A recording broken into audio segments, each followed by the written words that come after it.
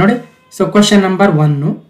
So ಕನ್ನಡದಲ್ಲಿ question, ಇಂಗ್ಲೀಷಲ್ಲಿ question ಮತ್ತು ಅದರ ಆಪ್ಷನ್ ಇಂಗ್ಲೀಷ್ ಮತ್ತು ಕನ್ನಡದಲ್ಲಿ. ಹಾಗೂ ಅದು ಯಾವ ಎಕ್ಸಾಮಲ್ಲಿ ಬಂದಿತ್ತು ನೋಡಿ, 1/12/2019 CRDRPC GK ಪೇಪರಲ್ಲಿ. ಸೊ ಈ ಪ್ರಶ್ನೆ ಇತ್ತು. ಅದರ ಆನ್ಸರ್ ಏನು, ಅದರ ಎಕ್ಸ್ಪ್ಲನೇಷನ್ ಏನು. ಅದಕ್ಕಿಂತ ಮುಂಚೆ ಕಂಪ್ಯೂಟರ್ ಮೇಲೆ ಒಂದು ಸ್ವಲ್ಪ ಬೇಸಿಕ್ಸ್ ಹೇಳಬೇಕು. ಇಲ್ಲಿ ಹೋದ್ರೆ ಡೈರೆಕ್ಟ್ ಕ್ವಶನ್ ಆನ್ಸರ್ಗೆ ಹೋದ್ರೆ ಅಷ್ಟು ಸಮಂಜಸ ಅನ್ಸಲ್ಲ. ಅದಕ್ಕೋಸ್ಕರ ಲೆಟ್ಸ್ ಡಿಸ್ಕಸ್ ಸಿಂಪಲ್ ಏನು ಸ್ವಲ್ಪ ಕಂಪ್ಯೂಟರ್ ಅಂದ್ರೇನು, ಇನ್ಪುಟ್ ಡಿವೈಸ್ ಅಂದ್ರೇನು, ಔಟ್ಪುಟ್ ಡಿವೈಸ್ ಅಂದ್ರೇನು, CPU ಅಂದ್ರೇನು, ಸೊ ಯಾವ್ಯಾವ ಡಿವೈಸಸ್ ಇದಾವೆ, ಸೊ ಅದ್ರ ಬಗ್ಗೆ ಸ್ವಲ್ಪ ನೋಡಿ ಆಮೇಲೆ ಕ್ವಶನ್ ಆನ್ಸರ್ಗೆ ಹೋಗೋಣ. ಓಕೆ, ಹಾಗಾದ್ರೆ ಸೊ ಇಲ್ಲಿ ಬಾಕ್ಸ್ ಏನಿದೆ ಅಲ್ವಾ, ಇದು ಎಲ್ರಿಗೂ ಗೊತ್ತು. ಇದು ಮಾನಿಟರು, ಇದು CPU. ಆಕ್ಚುಲಿ ಇದನ್ನ ಕ್ಯಾಬಿನೆಟ್ ಅಂತೀವಿ, ಅದರೊಳಗಡೆ CPU ಇರುತ್ತೆ, ಮದರ್ ಬೋರ್ಡ್ ಇರುತ್ತೆ, ಅದು ಬೇರೆ ವಿಚಾರ. ಜನರಲ್ ಆಗಿ CPU ಅಂತೀವಿ. ಸೊ ಇಲ್ಲಿ ವೈರ್ಲೆಸ್ ರೌಟರ್ ಇದೆ, ಸೊ ಜೊತೆಗೆ ಸ್ಪೀಕರ್ಸ್ ಇದಾವೆ, ಕೀಬೋರ್ಡ್ ಇದೆ, ಮೌಸ್ ಇದೆ ಅಲ್ವಾ. ಸೊ ಇದರಲ್ಲಿ ಕೆಲವೊಂದು ಇನ್ಪುಟ್ ಡಿವೈಸ್ ಇದಾವೆ, ಕೆಲವೊಂದು ಔಟ್ಪುಟ್ ಡಿವೈಸ್ ಇದಾವೆ. ಅವು ಯಾವ್ಯಾವ ಅಂತ ತಿಳ್ಕೊಂಡ್ರೆ ಸ್ವಲ್ಪ ಐಡಿಯಾ ಇರುತ್ತೆ. ಓಕೆ, ಸೊ ಏನಿಲ್ಲ, ಈಗ ಕಂಪ್ಯೂಟರ್ಗೆ ನಾವು ಇನ್ಫಾರ್ಮೇಶನ್ ಒಳಗಡೆ ಟೈಪ್ ಮಾಡಿ ಕೊಡ್ಬೇಕಲ್ವಾ. ಆ ಟೈಪ್ ಮಾಡಿ ಕೊಡ್ತಕ್ಕಂಥ ಅಂದ್ರೆ ಮಾನವರು ಅಥವಾ ನಾವುಗಳು ಕಂಪ್ಯೂಟರ್ಗೆ ಇನ್ಫಾರ್ಮೇಶನ್ ಕೊಡಬೇಕಾದ್ರೆ ಕಂಪ್ಯೂಟರ್ನ ಕೆಲವೊಂದು ಭಾಗಗಳನ್ನ ಬಳಸ್ತೀವಿ, ಅವುಗಳನ್ನೇ ಡಿವೈಸ್ಗಳನ್ನ ಬಳಸ್ತೀವಿ, ಸಾಧನಗಳನ್ನ, ಅವುಗಳನ್ನ ನಾವು ಇನ್ಪುಟ್ ಡಿವೈಸ್ ಅಂತೀವಿ. ಅಂದ್ರೆ ಕಂಪ್ಯೂಟರ್ಗೆ ಇನ್ಪುಟ್ ಅನ್ನ, ನಿರ್ದೇಶನವನ್ನ ನೀಡಲು ಬಳಸುವ ಸಾಧನಗಳನ್ನ, ಡಿವೈಸಸ್ ಅನ್ನ ನಾವು ಇನ್ಪುಟ್ ಡಿವೈಸ್ ಅಂತೀವಿ. ಮತ್ತು ಕಂಪ್ಯೂಟರ್ನ ಭಾಗ, ಅದು ಕಂಪ್ಯೂಟರ್ ಅಲ್ಲಿ ಇರ್ತಕ್ಕಂಥ ಇನ್ಫಾರ್ಮೇಶನ್ ಹೊರಗಡೆ ತೋರಿಸುತ್ತೆ, ಅಂತ ಭಾಗಗಳನ್ನ ಹೊರಗಡೆ ಕೇಳಿಸುತ್ತೆ, ಹೊರಗಡೆ ತೋರಿಸುತ್ತೆ, ಅಂತ ಭಾಗಗಳನ್ನ ಔಟ್ಪುಟ್ ಡಿವೈಸಸ್ ಅಂತೀವಿ. ಓಕೆ, ಸರಿ. ಹಾಗಾದ್ರೆ ಇನ್ಪುಟ್ ಔಟ್ಪುಟ್ ಡಿವೈಸಸ್ ಯಾವ್ಯಾವ ಇದಾವೆ ಅಂತ ಒಂದ್ಸಲ ಸುಮ್ಮನೆ ನೋಡ್ಕೊಂಡು ಮುಂದಕ್ಕೆ ಹೋಗೋಣ. ಸೊ ಯಾವ್ಯಾವ ಇದಾವೆ, ಮೊದಲನೇದಾಗಿ ನೋಡಿ, ಇನ್ಪುಟ್ ಡಿವೈಸ್ ಅಂದ್ರೆ ಕೀಬೋರ್ಡ್ ಮುಖಾಂತರ ನಾವು ಟೈಪ್ ಮಾಡಿ ಒಳಗಡೆ ಇನ್ಪುಟ್ ಕೊಡ್ತೀವಿ, ಇನ್ಪುಟ್ ಡಿವೈಸ್. ಮೌಸ್ ಕೂಡ ಒಂದು ಇನ್ಪುಟ್ ಡಿವೈಸ್, ಯಾಕಂದ್ರೆ ಇನ್ಪುಟ್ ಅನ್ನ ಕೊಡ್ತೀವಿ, ಕ್ಲಿಕ್ ಮಾಡ್ತೀವಲ್ವ, ಅದೇ ನಿರ್ದೇಶನ ಕೊಟ್ಟಂಗೆ, ಡೈರೆಕ್ಷನ್ ಕೊಟ್ಟಂಗೆ ಕಂಪ್ಯೂಟರ್ಗೆ, ನೋಡಿ ಇದು ಕೆಲಸ ಮಾಡುವಂತ. ಇನ್ನು ಮಾನಿಟರ್ ಏನ್ ಮಾಡುತ್ತೆ, ಡಿಸ್ಪ್ಲೇ ಮಾಡುತ್ತೆ. ಇಲ್ಲೊಂದು ನೋಡಿ, ಕುದುರೆಯನ್ನ ಡಿಸ್ಪ್ಲೇ ಮಾಡ್ತಾ ಇದೆ. ಇನ್ನು ಸ್ಪೀಕರ್ ಏನ್ ಮಾಡುತ್ತೆ, ಒಳಗಡೆ ಕಂಪ್ಯೂಟರ್ ಅಲ್ಲಿ ಸ್ಟೋರ್ ಆಗಿರ್ತಕ್ಕಂಥ ಸಾಂಗ್ ಅನ್ನ ಕೇಳಿಸುತ್ತೆ, ಹಾಗಾಗಿ ಅದು ಕೂಡ ಔಟ್ಪುಟ್ ಡಿವೈಸ್. ಇನ್ನು CPU ಅಂತಕ್ಕಂಥದ್ದು ಸೆಂಟ್ರಲ್ ಪ್ರೊಸೆಸಿಂಗ್ ಯೂನಿಟ್, ಅದು ಎಲ್ಲ ಕ್ಯಾಲ್ಕುಲೇಷನ್ಗಳನ್ನ, ಎಲ್ಲ ಪರ್ಫಾರ್ಮೆನ್ಸ್ ಅನ್ನ ಮಾಡ್ತಕ್ಕಂಥದ್ದೇ CPU ಆಗುತ್ತೆ. ಇದು general discussion of A computer. Okay, ಅದಾದ ನಂತರ ಇದು ಮದರ್ ಬೋರ್ಡ್ ಅಂತೀವಿ. ಈ ಮದರ್ ಬೋರ್ಡ್ ಯಾವ್ದ್ರಲ್ಲಿ ಇರುತ್ತೆ ಅಂದ್ರೆ ಈ CPU ಒಳಗಡೆ ಇರುತ್ತೆ. ಈ ಮದರ್ ಬೋರ್ಡ್ ಒಂಥರ ಹೃದಯ ಇದ್ದಂತೆ. ಈ ಹೃದಯದ ಒಳಗಡೆ ಒಂದು ಬ್ರೈನ್ ಇದೆ. ಏನ್ ಸರ್, ಹೃದಯದ ಒಳಗಡೆ ಬ್ರೈನ್ ಹೆಂಗಿರುತ್ತೆ ಅಂತ ಹೇಳ್ಬೋದು, ಬಟ್ ಕಂಪ್ಯೂಟರ್ ಅಲ್ಲಿ ಹಂಗೇನೆ. ಸೊ ಈ ಮದರ್ ಬೋರ್ಡ್ ಅನ್ನ ಕಂಪ್ಯೂಟರ್ನ ಹೃದಯ ಎಂದರೆ ಆ ಹೃದಯದ ಒಳಗಿರುವ ಬ್ರೈನ್. ನೋಡಿ, ಇಲ್ಲಿ CPU ಇದೆ, ಇದನ್ನ CPU ಅಂತೀವಿ, ಅಥವಾ ಪ್ರೊಸೆಸರ್ ಅಥವಾ ಚಿಪ್ ಅಂತೀವಿ ಅಲ್ವಾ. ಈ ಚಿಪ್ ಬ್ರೈನ್ ಆಗುತ್ತೆ. ಬ್ರೈನ್ ಆಫ್ ದ ಕಂಪ್ಯೂಟರ್ ಯಾವುದು ಅಂದ್ರೆ ಸೊ CPU ಅಥವಾ ಚಿಪ್ ಅಥವಾ ಮೈಕ್ರೋ ಪ್ರೊಸೆಸರ್. ಓಕೆ, ಇನ್ನು ಮದರ್ ಬೋರ್ಡ್ ಅಂತಕ್ಕಂಥದ್ದು ಹೃದಯವಾಗುತ್ತೆ. ಓಕೆ, ನೆಕ್ಸ್ಟ್ ಇನ್ಪುಟ್ ಡಿವೈಸಸ್ ಅಂದ್ರೆ ಯಾವುವು, ಔಟ್ಪುಟ್ ಡಿವೈಸ್ ಅಂದ್ರೆ ಯಾವುವು. ಈಗ ಆಲ್ರೆಡಿ ನಾನು ಹೇಳ್ತಾ ಇದ್ದೆ, ಇನ್ಪುಟ್ ಅಂದ್ರೆ ಏನು, ಕಂಪ್ಯೂಟರ್ಗೆ ಇನ್ಪುಟ್ ಅನ್ನ ಕೊಡ್ತಕ್ಕಂಥದ್ದು ಅಲ್ವಾ, ನಿರ್ದೇಶನವನ್ನ, ಡೈರೆಕ್ಷನ್ ಕೊಡ್ತಕ್ಕಂಥದ್ದು. ನೋಡಪ್ಪ, ನೀನು 2+3 ಮಾಡು, ನೀನು ಇದನ್ನ ಪ್ರಿಂಟ್ ಮಾಡು ಅಂತ ಕ್ಲಿಕ್ ಮಾಡೋದು. ಕ್ಲಿಕ್ಗೆ ಮೌಸ್ ಬಳಸ್ತೀವಿ, ಟೈಪ್ ಮಾಡೋದಕ್ಕೆ ಕೀಬೋರ್ಡ್ ಬಳಸ್ತೀವಿ. ಅದೇ ತರ ಜಾಯ್ಸ್ಟಿಕ್ ಅಂದ್ರೆ ಗೇಮ್ ಆಡ್ಬೇಕಾದ್ರೆ ಲೆಫ್ಟ್ ರೈಟ್ ಹೋಗೋದಕ್ಕೆ, ಸ್ಪೀಡ್ ಹೋಗೋದಕ್ಕೆ, ಸೊ ಜಾಯ್ಸ್ಟಿಕ್ ಅನ್ನು ಬಳಸ್ತೀವಿ. ಅದೇ ತರ ಮೈಕ್ರೋಫೋನ್, ಇವತ್ತು ನಾನು ಮಾತಾಡ್ತಾ ಇದ್ದೀನಿ ಅಂದ್ರೆ ಕ್ಯಾಪ್ಚರ್ ಆಗ್ತಾ ಇದೆ, ಒಂದು ಡಿವೈಸ್ ಇಂದ ನನ್ನ ವಾಯ್ಸ್ ಅನ್ನ ಕ್ಯಾಪ್ಚರ್ ಮಾಡ್ತಾ ಇದ್ದೀನಿ, ಸೊ ಮೈಕ್ರೋಫೋನು. ವೆಬ್ ಕ್ಯಾಮ್ರಾದಿಂದ ನನ್ನ ಫೇಸ್ ಅನ್ನ, ನನ್ನ ಬಾಡಿನ ಕ್ಯಾಪ್ಚರ್ ಆಗ್ತಾ ಇದೆ, ಸೊ ಅದು ವೆಬ್ ಕ್ಯಾಮರಾ. ಅದೇ ತರ ಸ್ಕ್ಯಾನರ್ ಏನ್ ಮಾಡುತ್ತೆ, ಒಂದು ಡಾಕ್ಯುಮೆಂಟ್ ನ ಸ್ಕ್ಯಾನ್ ಮಾಡ್ಕೊಳ್ಳುತ್ತೆ. ಸೊ ಹೀಗಾಗಿ ಇವೆಲ್ಲವೂ ಇನ್ಪುಟ್ ಡಿವೈಸಸ್ ಆಗ್ತವೆ. Keyboard, mouse, joystick, scanner, web camera, ಮೈಕ್ರೋಫೋನ್ಗಳು, ಇವು ಇನ್ಪುಟ್ ಡಿವೈಸಸ್. ಇನ್ನೊಮ್ಮೆ ಹೇಳ್ತಾ ಇದ್ದೀನಿ, ಇನ್ಪುಟ್ ಡಿವೈಸ್ ಅಂದ್ರೆ ನಾವು ಕಂಪ್ಯೂಟರ್ಗೆ ಇನ್ಫಾರ್ಮೇಶನ್ ಕೊಡೋದಕ್ಕೆ, ಇನ್ಫಾರ್ಮೇಶನ್ ಕಳಿಸೋದಕ್ಕೆ ಸೇವ್ ಮಾಡ್ತಕ್ಕಂಥ, ಬಳಸ್ತಕ್ಕಂಥ ಸಾಧನಗಳಾಗ್ತವೆ. ಅದಾದ ನಂತರ ಔಟ್ಪುಟ್ ಡಿವೈಸಸ್ ಯಾವ್ಯಾವ ಇದಾವೆ. ಔಟ್ಪುಟ್ ಡಿವೈಸ್ ಅಂದ್ರೇನು, ಕಂಪ್ಯೂಟರ್ ಅಲ್ಲಿ ಆಲ್ರೆಡಿ ಸ್ಟೋರ್ ಆಗಿರ್ಬೇಕು ಡೇಟಾ. ಆಲ್ರೆಡಿ ಒಂದು ಫೈಲ್ ಇರುತ್ತೆ, ಒಂದು ಮೂವಿ ಇರುತ್ತೆ, ಒಂದು ಸಾಂಗ್ ಇರುತ್ತೆ. ಸೊ ಅವೆಲ್ಲವುಗಳನ್ನ ನಮ್ಮ ಹೊರ ಜಗತ್ತಿಗೆ ತೋರಿಸ್ತಕ್ಕಂಥ ಸಾಧನಗಳು ಅಂದರ್ಥ. ಸೊ ಮಾನಿಟರು, ಇಮೇಜ್ ಕ್ಲಿಕ್ ಮಾಡಿದ್ರೆ ಇಮೇಜ್ ತೋರಿಸುತ್ತೆ, ಮೂವಿ ಕ್ಲಿಕ್ ಮಾಡಿದ್ರೆ ಮೂವಿ ತೋರಿಸುತ್ತೆ. ಪ್ರಿಂಟರು ಫೈಲ್ನ ಪ್ರಿಂಟ್ ಮಾಡಿ ಹೊರ ಜಗತ್ತಿಗೆ ಕೊಡುತ್ತೆ. ಸ್ಪೀಕರು ಅಲ್ಲಿರ್ತಕ್ಕಂಥ ಸಾಂಗ್ ಅನ್ನ ಹೊರ ಜಗತ್ತಿಗೆ ಕೇಳಿಸುತ್ತೆ. ಹೆಡ್ಫೋನು ಕೇಳಿಸುತ್ತೆ, ಪ್ರೊಜೆಕ್ಟ್ರು ಇನ್ನು ದೊಡ್ಡದಾಗಿ ತೋರಿಸುತ್ತೆ. ಹೀಗೆ ಇನ್ಪುಟ್ ಮತ್ತು ಔಟ್ಪುಟ್ ಡಿವೈಸಸ್ ಆಯಿತು. ಸೊ ನೆಕ್ಸ್ಟ್ ಬರೋಣ, ಕಂಪ್ಯೂಟರ್ನ ಮೇನ್ ಪಾರ್ಟ್ಸ್ ಯಾವ್ಯಾವು ಅಲ್ವಾ, ಯೂನಿಟ್ಸ್ ಆಫ್ ಕಂಪ್ಯೂಟರ್ ಅಂತೀವಿ. ಸೊ ಮೊದಲನೇದು ಇನ್ಪುಟ್ ಯೂನಿಟ್, ಎರಡನೇದು ಔಟ್ಪುಟ್ ಯೂನಿಟ್, ಮೂರನೇದು ಮೆಮೊರಿ ಯೂನಿಟ್, ನಾಲ್ಕನೇದು CPU ಅಥವಾ ಪ್ರೊಸೆಸಿಂಗ್ ಯೂನಿಟ್ ಅನ್ಬೋದು. ಹೀಗೆ 4 ಪ್ರಮುಖ ಯೂನಿಟ್ಗಳನ್ನ, ಅಂಗಗಳನ್ನ ಕಂಪ್ಯೂಟರ್ ಹೊಂದಿದೆ. ಇದು ಕಂಪ್ಯೂಟರ್ನ ಬ್ಲಾಕ್ ಡಯಾಗ್ರಾಮ್ ಅಂತೀವಿ. ಸೊ ಇಲ್ಲಿ ನೋಡಿ ಇನ್ಪುಟ್ ಡಿವೈಸಸ್ ಯಾವ್ಯಾವು. ಸೊ ಇಲ್ಲಿ ನೋಡಿದ್ವಿ ಇವೇ ಇನ್ಪುಟ್ ಡಿವೈಸಸ್ ಆಗ್ತವೆ ಅಥವಾ ಇನ್ಪುಟ್ ಯೂನಿಟ್ಗಳಾಗ್ತವೆ. ಅದೇ ಥರ ಇಲ್ಲಿ ಔಟ್ಪುಟ್ ಯೂನಿಟ್ಸ್ ನೋಡಿದ್ವಲ್ವ, ಅವುಗಳು ಔಟ್ಪುಟ್ ಯೂನಿಟ್ ಆಗ್ತವೆ.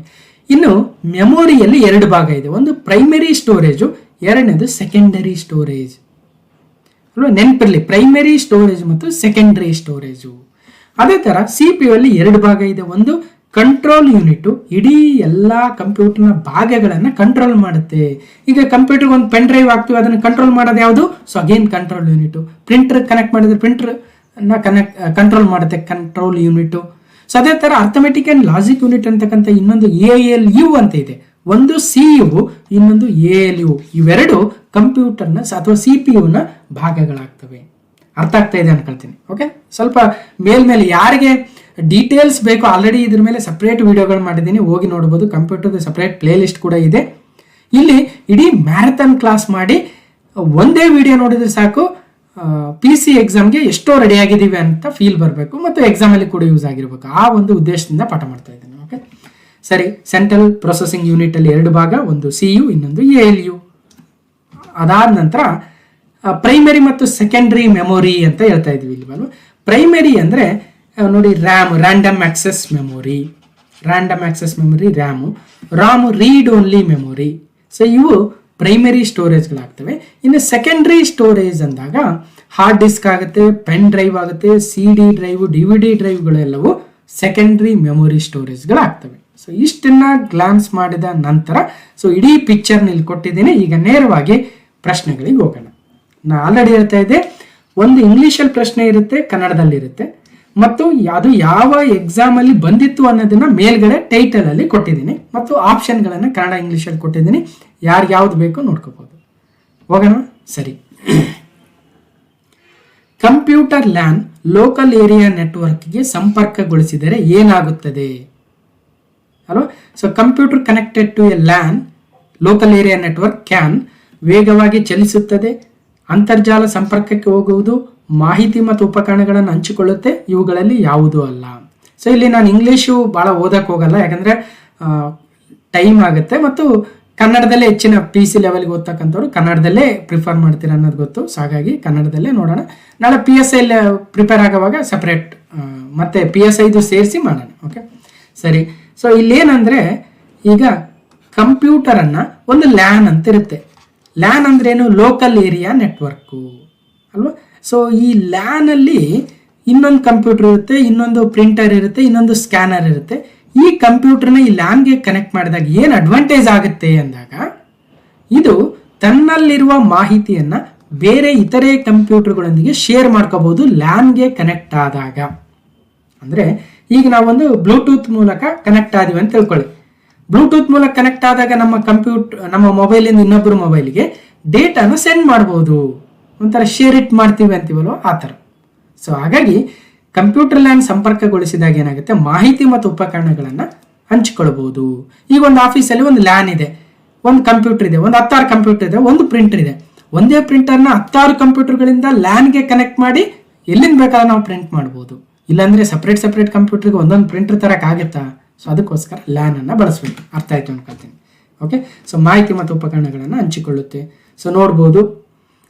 ಸೊ ಇಲ್ಲೊಂದು ಸ್ವಿಚ್ ಇರುತ್ತೆ, ಇಲ್ಲೊಂದು ಲ್ಯಾನ್ ಕೇಬಲ್, ಈ ಕಂಪ್ಯೂಟರ್, ಇಲ್ಲೊಂದು ಪ್ರಿಂಟರ್ ಇದೆ, ಇಲ್ಲೊಂದು ರೌಟರ್ ಇದೆ. ಸೊ ಎಲ್ಲ ಕನೆಕ್ಟ್ ಮಾಡ್ಕೊಂಡು ಆರಾಮಾಗಿ ಇದರಿಂದನೂ ಪ್ರಿಂಟ್ ತೆಗಿಬೋದು, ಇದರಿಂದನೂ ಪ್ರಿಂಟ್ ತೆಗಿಬೋದು, ಯಾವುದರಿಂದ ಬೇಕಾದ್ರೆ ಪ್ರಿಂಟ್ ತೆಗಿಬೋದು ಕನೆಕ್ಟ್ ಆಗಿದ್ರೆ ಲ್ಯಾನ್ಗೆ. ಸೊ ಲ್ಯಾನ್ ಅಂದರೆ ಅದರ ವಿಸ್ತೃತ ರೂಪ ಏನಂತ ಕೇಳ್ತಾರೆ. ಲ್ಯಾನ್ ಅಂದರೆ ಲೋಕಲ್ ಏರಿಯಾ ನೆಟ್ವರ್ಕು.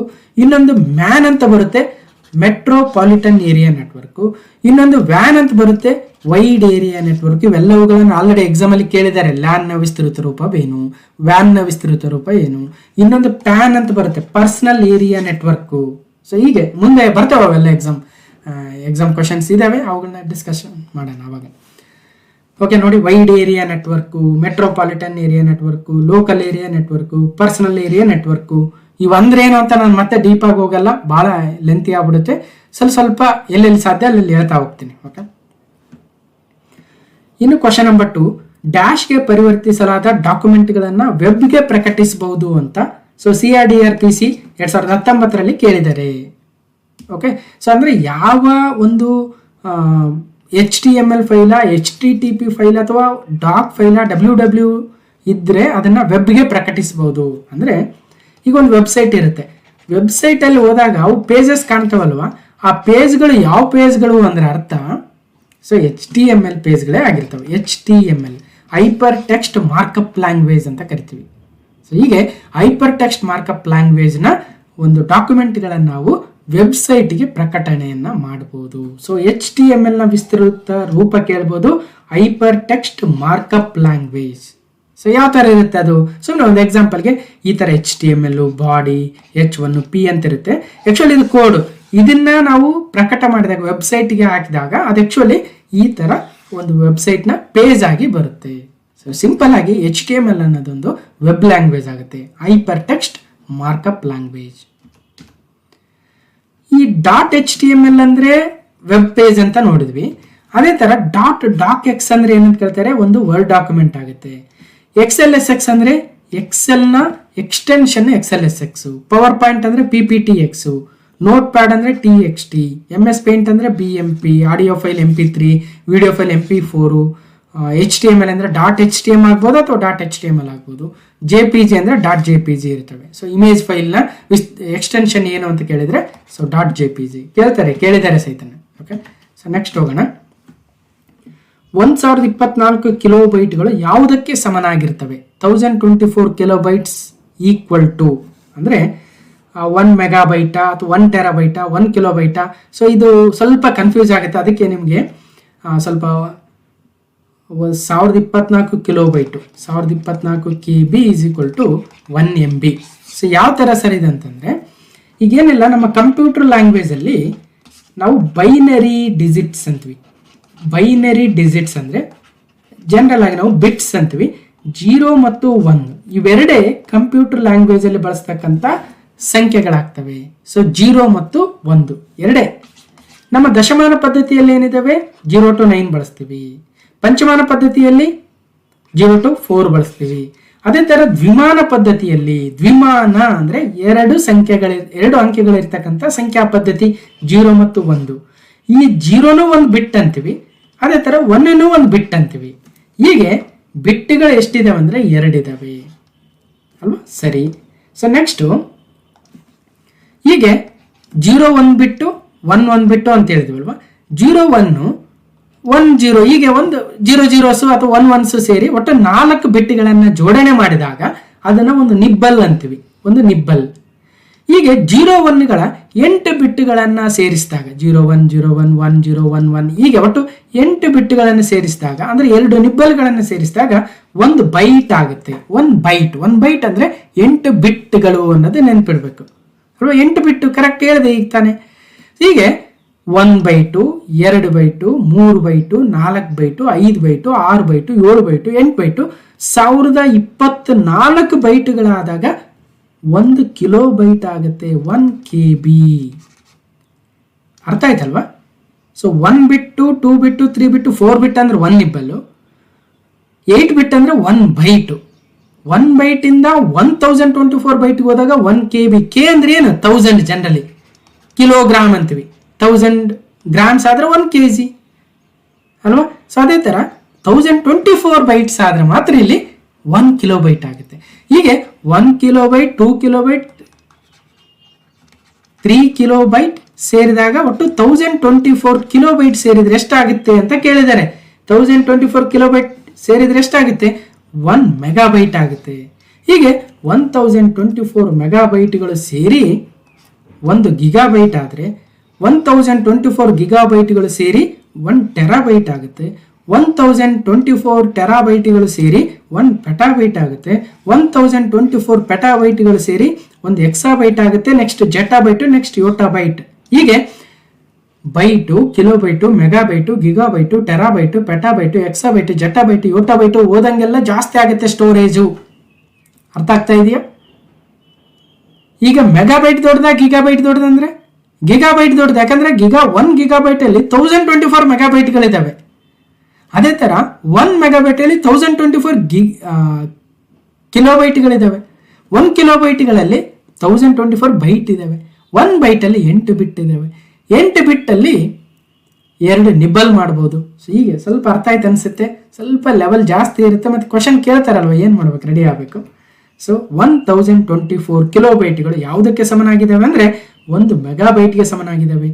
1 ಕಿಲೋಬೈಟ್ಗೆ ಸಮನಾಗಿರೋಕ್ಕೆ ಸಾಧ್ಯ ಇಲ್ಲ, ಯಾಕಂದರೆ 1024 ಕಿಲೋಬೈಟ್ ಅವರೇ ಹೇಳಿದ್ದಾರೆ. 1 ಟೆರಾಬೈಟ್ಗೆ ಸಮನಾಗಕ್ಕೆ ಸಾಧ್ಯ ಇಲ್ಲ, ಯಾಕಂದರೆ 1 ಟೆರಾಬೈಟಲ್ಲಿ 1024 ಗಿಗಾಬೈಟ್ಗಳಿರ್ತವೆ. 1 ಗಿಗಾಬೈಟಿಗೆ ಸಮನಾಗಕ್ಕೆ ಸಾಧ್ಯ ಇಲ್ಲ, ಯಾಕಂದರೆ 1 ಗಿಗಾಬೈಟಲ್ಲಿ 1024 ಮೆಗಾಬೈಟ್ಗಳಿರ್ತವೆ. ಏನು ಸರ್ ಮೆಗಾ, ಗಿಗಾ, ಟೆರಾ, ಎಕ್ಸಾ, ಜೋಟೋ, ಸ್ವಲ್ಪ ಕನ್ಫ್ಯೂಸ್ ಆಗುತ್ತೆ. ನಿಧಾನವಾಗಿ ಇನ್ನೊಂದ್ಸಲ ಹಿಂದಕ್ಕೆ ಹೋಗಿ ಕೇಳಿ, ಅರ್ಥ ಆಗೇ ಆಗುತ್ತೆ. ಡೆಫಿನೆಟ್ಲಿ ಅರ್ಥ ಆಗದೆ ಹೋದರೆ ನಾನು ಬೇಕಾದಷ್ಟು ಕಂಪ್ಯೂಟರ್ ವಿಡಿಯೋಸ್ ಇದ್ದಾವೆ, ಹೋಗಿ ನಿಧಾನವಾಗಿ ನೋಡ್ಕೊಳ್ಳಿ. ಓಕೆ, ನೋಡಿ, ಬಿಟ್ಟಿಂದ ನಿಬ್ಬಲು, ನಿಬ್ಬಲಿಂದ ಬೈಟು, ಬೈಟಿಂದ ಕಿಲೋಬೈಟು, ಕಿಲೋಬೈಟಿಂದ ಮೆಗಾಬೈಟು, ಮೆಗಾಬೈಟಿಂದ ಗಿಗಾಬೈಟು, ಗಿಗಾಬೈಟಿಂದ ಟೆರಾಬೈಟು, ಟೆರಾಬೈಟಿಂದ ಪೆಟಾಬೈಟು, ಪೆಟಾಬೈಟಿಂದ ಎಕ್ಸಾಬೈಟು, ಎಕ್ಸಾಬೈಟಿಂದ ಜೆಟಾಬೈಟು, ಜೆಟಾಬೈಟಿಂದ ಯೋಟಾಬೈಟು. ಸೊ ಆರ್ಡ್ರ್ ಸಹಿತ ನೋಡ್ಕೋಬೇಕು. ಸೊ ನೆಕ್ಸ್ಟ್ ಬರೋಣ. ವಿಂಡೋಸ್ 95, ವಿಂಡೋಸ್ 98, ವಿಂಡೋಸ್ NT ಅನ್ನು ಏನೆಂದು ಕರಿತೀವಿ ಅಲ್ವಾ? ಸೊ ಈಗ ನಾನು ವಿಡಿಯೋ ಮಾಡ್ತಾ ಇರೋದು ವಿಂಡೋಸನ್ನೇ ಬಳಸಿ. ಹಾಗಾದ್ರೆ ಏನದು ಅಲ್ವಾ? ನಿಮ್ಮ ಮೊಬೈಲಲ್ಲಿ ಬೇರೆ ಇರುತ್ತೆ, ಅದನ್ನು ಆಂಡ್ರಾಯ್ಡ್ ಅಂತೀವಿ. ಕೆಲವೊಬ್ಬರು ಹತ್ರ ಸ್ವಲ್ಪ ಆ್ಯಪಲ್ ಫೋನ್ ಬಳಸೋಂಥವ್ರ ಹತ್ರ ಆ್ಯಪಲ್ ಇರುತ್ತೆ. ಸೊ ಅದೇ ಥರ ನಮ್ಮ ಕಂಪ್ಯೂಟರ್ಗಳಲ್ಲಿ ಬಳಸ್ತಕ್ಕಂಥ ವಿಂಡೋಸ್ 95, ವಿಂಡೋಸ್ 98, ವಿಂಡೋಸ್ NTಗಳನ್ನು ಏನು ಪ್ರೊಸೆಸರ್ ಅಂತೀವ, ಆಪ್ರೇಟರ್ಸ್ ಅಂತೀವ, ಡೊಮೈನ್ ನೇಮ್ಸ್ ಅಂತೀವ, ಆಪ್ರೇಟಿಂಗ್ ಸಿಸ್ಟಮ್ ಅಂತೀವ ಅಂದರೆ ಆಪರೇಟಿಂಗ್ ಸಿಸ್ಟಮ್ ಆಗುತ್ತೆ. ಸೊ ಆಪ್ರೇಟಿಂಗ್ ಸಿಸ್ಟಮ್ ಅಂದರೆ ವಿಂಡೋಸ್ 95, ಇವತ್ತು ವಿಂಡೋಸ್ 95 ಅವೆಲ್ಲ ಇಲ್ಲ, ಇವತ್ತು ವಿಂಡೋಸ್ 10, ವಿಂಡೋಸ್ 11 ಭಾಳ ಅಡ್ವಾನ್ಸ್ಡ್ ವಿಂಡೋಸ್ ಬಂದಿದ್ದಾವೆ. ಸೊ ಇದನ್ನು ಮೈಕ್ರೋಸಾಫ್ಟ್ ಅವರು ಡೆವಲಪ್ ಮಾಡ್ತಾರೆ. ಮೈಕ್ರೋಸಾಫ್ಟ್ ಅವರು ವಿಂಡೋಸ್ ಆಪ್ರೇಟಿಂಗ್ ಸಿಸ್ಟಮ್ನ ಡೆವಲಪ್ ಮಾಡ್ತಕ್ಕಂಥ ಕಂಪನಿ ಆಗುತ್ತೆ. ಓಕೆ, ವಿಂಡೋಸ್ ಹಿಂದೆ ವಿಂಡೋಸ್ 95 ಇತ್ತು, ವಿಂಡೋಸ್ 98, ನಾವು ವಿಂಡೋಸ್ XP ಬಳಸ್ತಾ ಇದ್ವಿ, ವಿಂಡೋಸ್ 2000, ಅದಾದಮೇಲೆ ವಿಂಡೋಸ್ 7 ಬಂತು, 10 ಇದೆ, ಈಗ 11 ಬಂದಿದೆ, ಅಥವಾ ವಿಂಡೋಸ್ Vista, ಹೀಗೆ ಭಾಳ ಇದ್ದಾವೆ. ಅವುಗಳ ಆರ್ಡ್ರ್ ಕೂಡ ಒಂದೊಂದ್ಸಲ ಕೇಳ್ತಾ ಇರ್ತಾರೆ. ಓಕೆ, ಒಟ್ಟಾರೆಯಾಗಿ ಆಪ್ರೇಟಿಂಗ್ ಸಿಸ್ಟಮ್ ಅಂದರೆ ಏನು ಅಲ್ವಾ? ಆಪ್ರೇಟಿಂಗ್ ಸಿಸ್ಟಮ್ ಅಂದರೆ ಅದೊಂದು ಸಿಸ್ಟಮ್ ಸಾಫ್ಟ್ವೇರು. ಇದೇನು ಮಾಡುತ್ತೆ ಅಂದರೆ ಕೆಳಗಡೆ ಹಾರ್ಡ್ವೇರ್ ಇದೆ ಅಲ್ವಾ, ಪ್ರಿಂಟರು, ಸ್ಕ್ಯಾನರು, ಅಥವಾ ನಮ್ಮ ಮೌಸು, ಕೀಬೋರ್ಡು, ಮಾನಿಟರು, ಇವೆಲ್ಲವುಗಳನ್ನು ಕಂಪ್ಯೂಟರ್ ಹಾರ್ಡ್ವೇರ್ ಅಂತೀವಿ. ಮತ್ತು ಅದ್ರಗಡೆ ಮೇಲೆ ಅಪ್ಲಿಕೇಶನ್ ಇರ್ತಾವಲ್ವಾ, ಆ ಅಪ್ಲಿಕೇಶನ್ಗಳು ಮತ್ತು ಕೆಳಗಡೆ ಇರ್ತಕ್ಕಂಥ ಕಂಪ್ಯೂಟರ್ ಹಾರ್ಡ್ವೇರ್ಗಳ ಮಧ್ಯೆ ಒಂದು ಕೊಂಡಿಯ ಥರ ಒಂದು ಏನು ಎರಡರ ಮಧ್ಯೆ ಕೆಲಸ ಮಾಡ್ತಕ್ಕಂಥ ಕಾರ್ಯವನ್ನು ಆಪ್ರೇಟಿಂಗ್ ಸಿಸ್ಟಮ್ ಮಾಡುತ್ತೆ. ಸೊ ಅದಕ್ಕೆ operating system is very important software in computer industry ಅಲ್ವಾ? It is a middleman. ಅವರು ಕೇಳಿರ್ತಕ್ಕಂಥ ರಿಕ್ವೆಸ್ಟನ್ನು ಹಾರ್ಡ್ವೇರ್ಗೆ ತಲುಪಿಸಿ ಅದರಿಂದ ಕೆಲಸ ಮಾಡಿಸ್ತಕ್ಕಂಥ ಕಾರ್ಯವನ್ನು ಆಪ್ರೇಟಿಂಗ್ ಸಿಸ್ಟಮ್ ಮಾಡುತ್ತೆ. ಈಗ ಇಲ್ಲೇನಿದೆ, ನಿಮ್ಮ ಮೊಬೈಲೇ ತೆಗೆದುಕೊಳ್ಳೋಣ. ನಿಮ್ಮ ಮೊಬೈಲಲ್ಲಿ ಸಪೋಸ್ KGFದು ಒಂದು ಸಾಂಗ್ ಇದೆ, KGF ಸಾಂಗ್ ಇದೆ, ಅದನ್ನು ಕ್ಲಿಕ್ ಮಾಡ್ತೀರಾ ಅಲ್ವಾ? ಕ್ಲಿಕ್ ಮಾಡಬೇಕಂದ್ರೆ ಅಲ್ಲಿ ಸ್ಕ್ರೀನ್ ಇರಬೇಕು, ಆಂಡ್ರಾಯ್ಡ್ ಆಪ್ರೇಟಿಂಗ್ ಸಿಸ್ಟಮ್ ಇರಬೇಕು. ಆ ಕ್ಲಿಕ್ ಮಾಡಿದಾಗ ಅದೇನು ಮಾಡುತ್ತೆ, ಏನು ಹೊರಗಡೆ ಸೌಂಡ್ ಕೊಡುತ್ತೆ. ಅದೆಲ್ಲವನ್ನು ಮ್ಯಾನೇಜ್ ಮಾಡ್ತಕ್ಕಂಥದ್ದೇ ಆಪ್ರೇಟಿಂಗ್ ಸಿಸ್ಟಮ್ ಆಗುತ್ತೆ. ಈಗ ಇನ್ನೊಂದು ಎಕ್ಸಾಂಪಲ್ ತಗೊಳ್ಳೋಣ. ಒಂದು ಕಂಪ್ಯೂಟರ್ ಇದೆ, ಆ ಕಂಪ್ಯೂಟ್ರಿಗೆ ಒಂದು ಕೀಬೋರ್ಡ್ ಇದೆ, ಮೌಸ್ ಇದೆ, ಓಕೆ, ಆಮೇಲೆ ಸ್ಪೀಕರ್ ಕೂಡ ಇದೆ ಅನ್ಕೊಳ್ಳೋಣ. ಓಕೆ, ಈಗ ನೀವೇನು ಮಾಡ್ತೀರಾ, ಸಾಂಗ್ ಮೇಲೆ ಕ್ಲಿಕ್ ಮಾಡ್ತೀರಾ. ಕ್ಲಿಕ್ ಮಾಡಿದಾಗ ಆಪ್ರೇಟಿಂಗ್ ಸಿಸ್ಟಮ್ ಏನು ಮಾಡುತ್ತೆ, ಸ್ಪೀಕರ್ಗೆ ಹೇಳುತ್ತೆ, ನೋಡಪ್ಪ ನೀನು ಸಾಂಗ್ನ ಪ್ಲೇ ಮಾಡು ಅಂತ. ಪ್ರೊಸೆಸರ್ಗೆ ಹೇಳುತ್ತೆ, ನೋಡು ನೀನು ಇದನ್ನು ಪ್ರೊಸೆಸ್ ಮಾಡು ಅಂತ.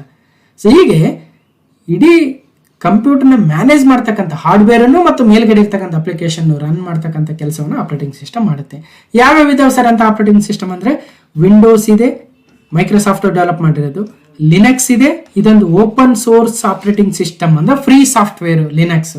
ಅದೇ ಥರ ಆ್ಯಪಲ್ ಅವ್ರದ್ದು ಮ್ಯಾಕ್ OS ಇದೆ. ಸೊ ಅದೇ ಥರ ಸನ್ ಅಂತ ಕಂಪನಿ ಅವ್ರದ್ದು ಸೋಲಾರಿಸ್ ಇದೆ, ಸನ್ ಕೋಬಾಲ್ಟ್ ಇದೆ, ಫ್ರೀ BST, ರೆಡ್ ಹ್ಯಾಟ್, ಇವೆಲ್ಲವೂ ಕಂಪ್ಯೂಟರ್ನ ಆಪ್ರೇಟಿಂಗ್ ಸಿಸ್ಟಮ್ಗಳಾದರೆ ಮೊಬೈಲ್ ಆಪ್ರೇಟಿಂಗ್ ಸಿಸ್ಟಮಲ್ಲಿ iOS ಆ್ಯಪಲ್ ಕಂಪ್ನಿದು, Android so generally Google company manage ಮಾಡುತ್ತೆ ಆಂಡ್ರಾಯ್ಡು. ಅದೇ ಥರ ವಿಂಡೋಸ್ ಫೋನ್ಗಳಲ್ಲಿ ವಿಂಡೋಸ್ ಫೋನ್ಸ್ ಆಪ್ರೇಟಿಂಗ್ ಸಿಸ್ಟಮ್ ನೋಡ್ಬೋದು. ಬ್ಲ್ಯಾಕ್ಬೆರಿದೇ ಸಪ್ರೇಟ್ ಆಪ್ರೇಟಿಂಗ್ ಸಿಸ್ಟಮ್ ಇದೆ. ಹೀಗೆ ಆಪ್ರೇಟಿಂಗ್ ಸಿಸ್ಟಮ್ಮು ಅಂದ್ರೆ ಏನು ಅಂತ ನೋಡಿದ್ವಿ. ಒಟ್ಟಾರೆಯಾಗಿ ವಿಂಡೋಸ್ 95, ವಿಂಡೋಸ್ 98, ವಿಂಡೋಸ್ NTಗಳು ಆಪ್ರೇಟಿಂಗ್ ಸಿಸ್ಟಮ್ಗಳಾಗಿವೆ. ಅರ್ಥ ಆಯ್ತು ಅನ್ಕೊಳ್ತೀನಿ. ಇನ್ನು ವಿಂಡೋಸ್ ಯಾವ ರೀತಿಯಾಗಿ ಡೆವಲಪ್ ಆಗಿ ಬಂತು ಅನ್ನೋದನ್ನು ಕೂಡ ಇಲ್ಲಿ ಕೊಟ್ಟಿದ್ದೀನಿ. ಸೊ ನೆಕ್ಸ್ಟ್ ಕ್ವೆಶನ್ ಹೋಗೋಣ.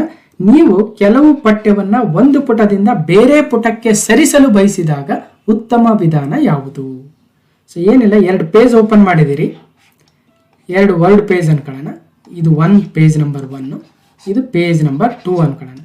ಇಲ್ಲಿ ಒಂದು ಇಮೇಜ್ ಇದೆ ಅಥವಾ ಒಂದಷ್ಟು ಟೆಕ್ಸ್ಟ್ ಇದೆ. ಈ ಟೆಕ್ಸ್ಟ್ ಮತ್ತು ಇಮೇಜನ್ನು ಇಲ್ಲಿಂದ ಇನ್ನೊಂದು ಪೇಜ್ಗೆ ಮೂವ್ ಮಾಡಬೇಕು ಅಂದ್ಕೊಂಡಿದ್ದೀರಾ, ಅವಾಗ ಯಾವುದು ಬೆಸ್ಟ್ ಆಪ್ಷನ್ನು? ಕಾಪಿ ಪೇಸ್ಟ್ ಡಿಲೀಟಾ, ಕಟ್ ಪೇಸ್ಟಾ, ಅಥವಾ ಫೈಂಡ್ ಆ್ಯಂಡ್ ರೀಪ್ಲೇಸಾ, ಡಿಲೀಟ್ ಆ್ಯಂಡ್ ರೀಟೈಪಾ? ಅಂದರೆ ಇಲ್ಲಿಂದ ಕಟ್ ಮಾಡೋದು, ಇಲ್ಲಿ ಪೇಸ್ಟ್ ಮಾಡೋದು. So very simple, cut and paste ಅಲ್ವಾ. ನಾವು ಕಂಟ್ರೋಲ್ ಎಕ್ಸ್ ಮಾಡ್ತೀವಿ, ಆಮೇಲೆ ಕಂಟ್ರೋಲ್ ವಿ ಪ್ರೆಸ್ ಮಾಡಿದಾಗ ಅದು ಅಲ್ಲಿಂದ ಕಟ್ ಆಗಿ ಇಲ್ಲಿ ಬಂದು ಪೇಸ್ಟ್ ಆಗುತ್ತೆ. ಇವು ಶಾರ್ಟ್ ಕಟ್ಸ್, ಕಂಟ್ರೋಲ್ ಎಕ್ಸ್ ಮತ್ತು ಕಂಟ್ರೋಲ್ ವಿ. ಕಾಪಿ ಮಾಡಬೇಕಾದ್ರೆ ಶಾರ್ಟ್ ಕಟ್ ಯಾವುದು? ಕಂಟ್ರೋಲ್ ಸಿ ಅಲ್ವಾ. ಇವು ಕೂಡ ಎಕ್ಸಾಮಲ್ಲಿ ಯೂಸ್ ಆಗ್ಬೋದು ನಿಮಗೆ. ಶಾರ್ಟ್ ಕಟ್ಸ್ ಯಾವುದು? ಕಾಪಿ ಮಾಡಲು ವಿಂಡೋಸ್ ಅಥವಾ ಮೈಕ್ರೋಸಾಫ್ಟ್ ವರ್ಡಲ್ಲಿ ಇರ್ತಕ್ಕಂಥ ಶಾರ್ಟ್ ಕಟ್ ಕೀ ಯಾವುದು ಅಂತ ಕೇಳ್ತಾರೆ, ಕಂಟ್ರೋಲ್ ಸಿ. ಕಟ್ ಮಾಡಲು ಕಂಟ್ರೋಲ್ ಎಕ್ಸ್, ಪೇಸ್ಟ್ ಮಾಡಲು ಕಂಟ್ರೋಲ್ ವಿ. ಸೊ ಏನೇ ಮಾತಾಡಿದ್ರೆ ನಿಮಗೆ ಎಕ್ಸಾಮ್ಗೆ ಯೂಸ್ ಆಗುತ್ತೆ. ಓಕೆ, ಸರಿ ನೋಡಿ. ಕಂಟ್ರೋಲ್ ಜೆಡ್ ಅಂದ್ರೆ ಏನು ಅಂದರೆ ಕ್ಯಾನ್ಸಲ್ ಮಾಡೋದಕ್ಕೆ. Control X cut, control C copy, control V paste.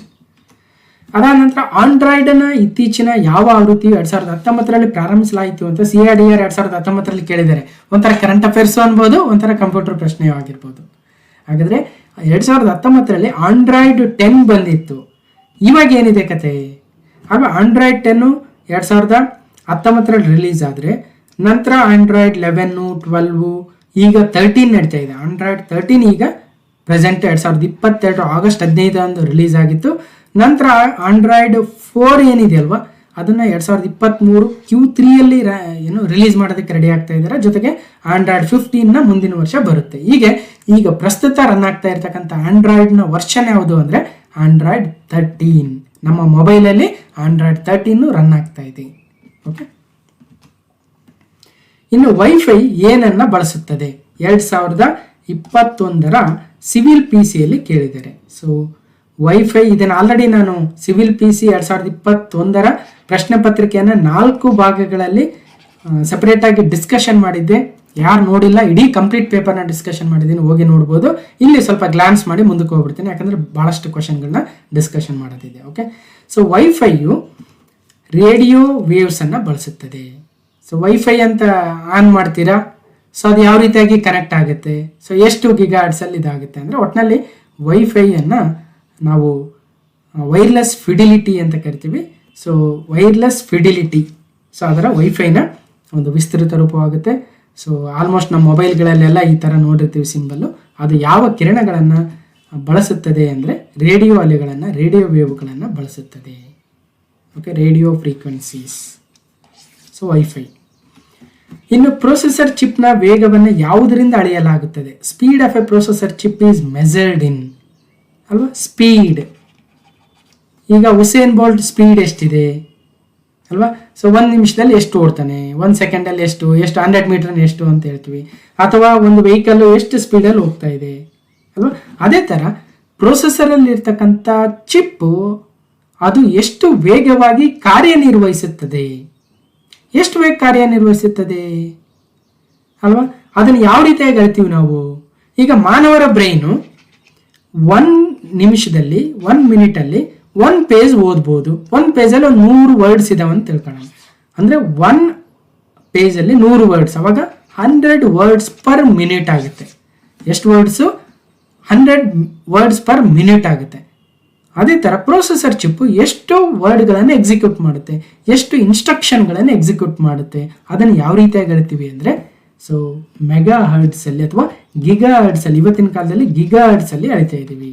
So ಹಾಗಾದರೆ ಕಂಪ್ಯೂಟರ್ನ ವೇಗವನ್ನು, ಪ್ರೊಸೆಸರ್ ಚಿಪ್ನ ವೇಗವನ್ನು ಮೆಗಾ ಹರ್ಟ್ಸ್, ಗಿಗಾ ಹರ್ಟ್ಸಲ್ಲಿ ಹೇಳ್ತೀವಿ.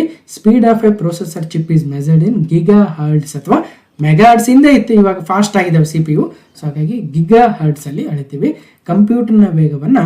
ಸೊ ಗಿಗಾ ಹರ್ಟ್ಸ್ ಅಥವಾ ಮೆಗಾ ಹರ್ಟ್ಸಲ್ಲಿ ಹೇಳ್ತೀವಿ. ಇದು ಎಷ್ಟು ಇನ್ಸ್ಟ್ರಕ್ಷನ್ಗಳನ್ನ ಅದು ಎಕ್ಸಿಕ್ಯೂಟ್ ಮಾಡುತ್ತದೆ 1 ಸೆಕೆಂಡಲ್ಲಿ ಅನ್ನೋದನ್ನು ಹೇಳುತ್ತೆ. ಈಗ 2 + 3, 2 + 3, 2 ಒಂದು ನಂಬರು, 3 ಒಂದು ನಂಬರು, ಏನು ಮಾಡಬೇಕು? ಪ್ಲಸ್ ಮಾಡಬೇಕು, ಅಡಿಷನ್ ಮಾಡಬೇಕು ಅನ್ನೋದು ಇನ್ಸ್ಟ್ರಕ್ಷನ್ನು.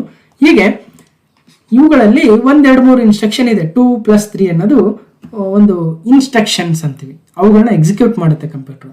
ಇಂತಹ ಸುಮಾರು 100 ಕೋಟಿ ಇನ್ಸ್ಟ್ರಕ್ಷನ್ಗಳನ್ನ 1 ಸೆಕೆಂಡಲ್ಲಿ ಎಕ್ಸಿಕ್ಯೂಟ್ ಮಾಡ್ತಕ್ಕಂಥ ಸ್ಪೀಡಿನ ಕಂಪ್ಯೂಟರ್ಗಳನ್ನು ಇವತ್ತು ನಾವು ನೋಡ್ತಾ ಇದ್ದೀವಿ. ಓಕೆ, ನೆಕ್ಸ್ಟ್ ಇತ್ತೀಚೆಗೆ ಸುದ್ದಿಯಲ್ಲಿದ್ದ ಪೆಗಾಸಸ್ ಸ್ಪೈವೇರ್ ಅನ್ನು ಯಾವ ದೇಶ ಅಭಿವೃದ್ಧಿಪಡಿಸಿದೆ? ಸೊ NSO ಗ್ರೂಪು ಸ್ಪೈವೇರ್ನಿಂದ ಅಭಿವೃದ್ಧಿಪಡಿಸಿದ ಪೆಗಾಸಸ್ ಸಾಫ್ಟ್ವೇರು ಯಾವ ದೇಶದ್ದು?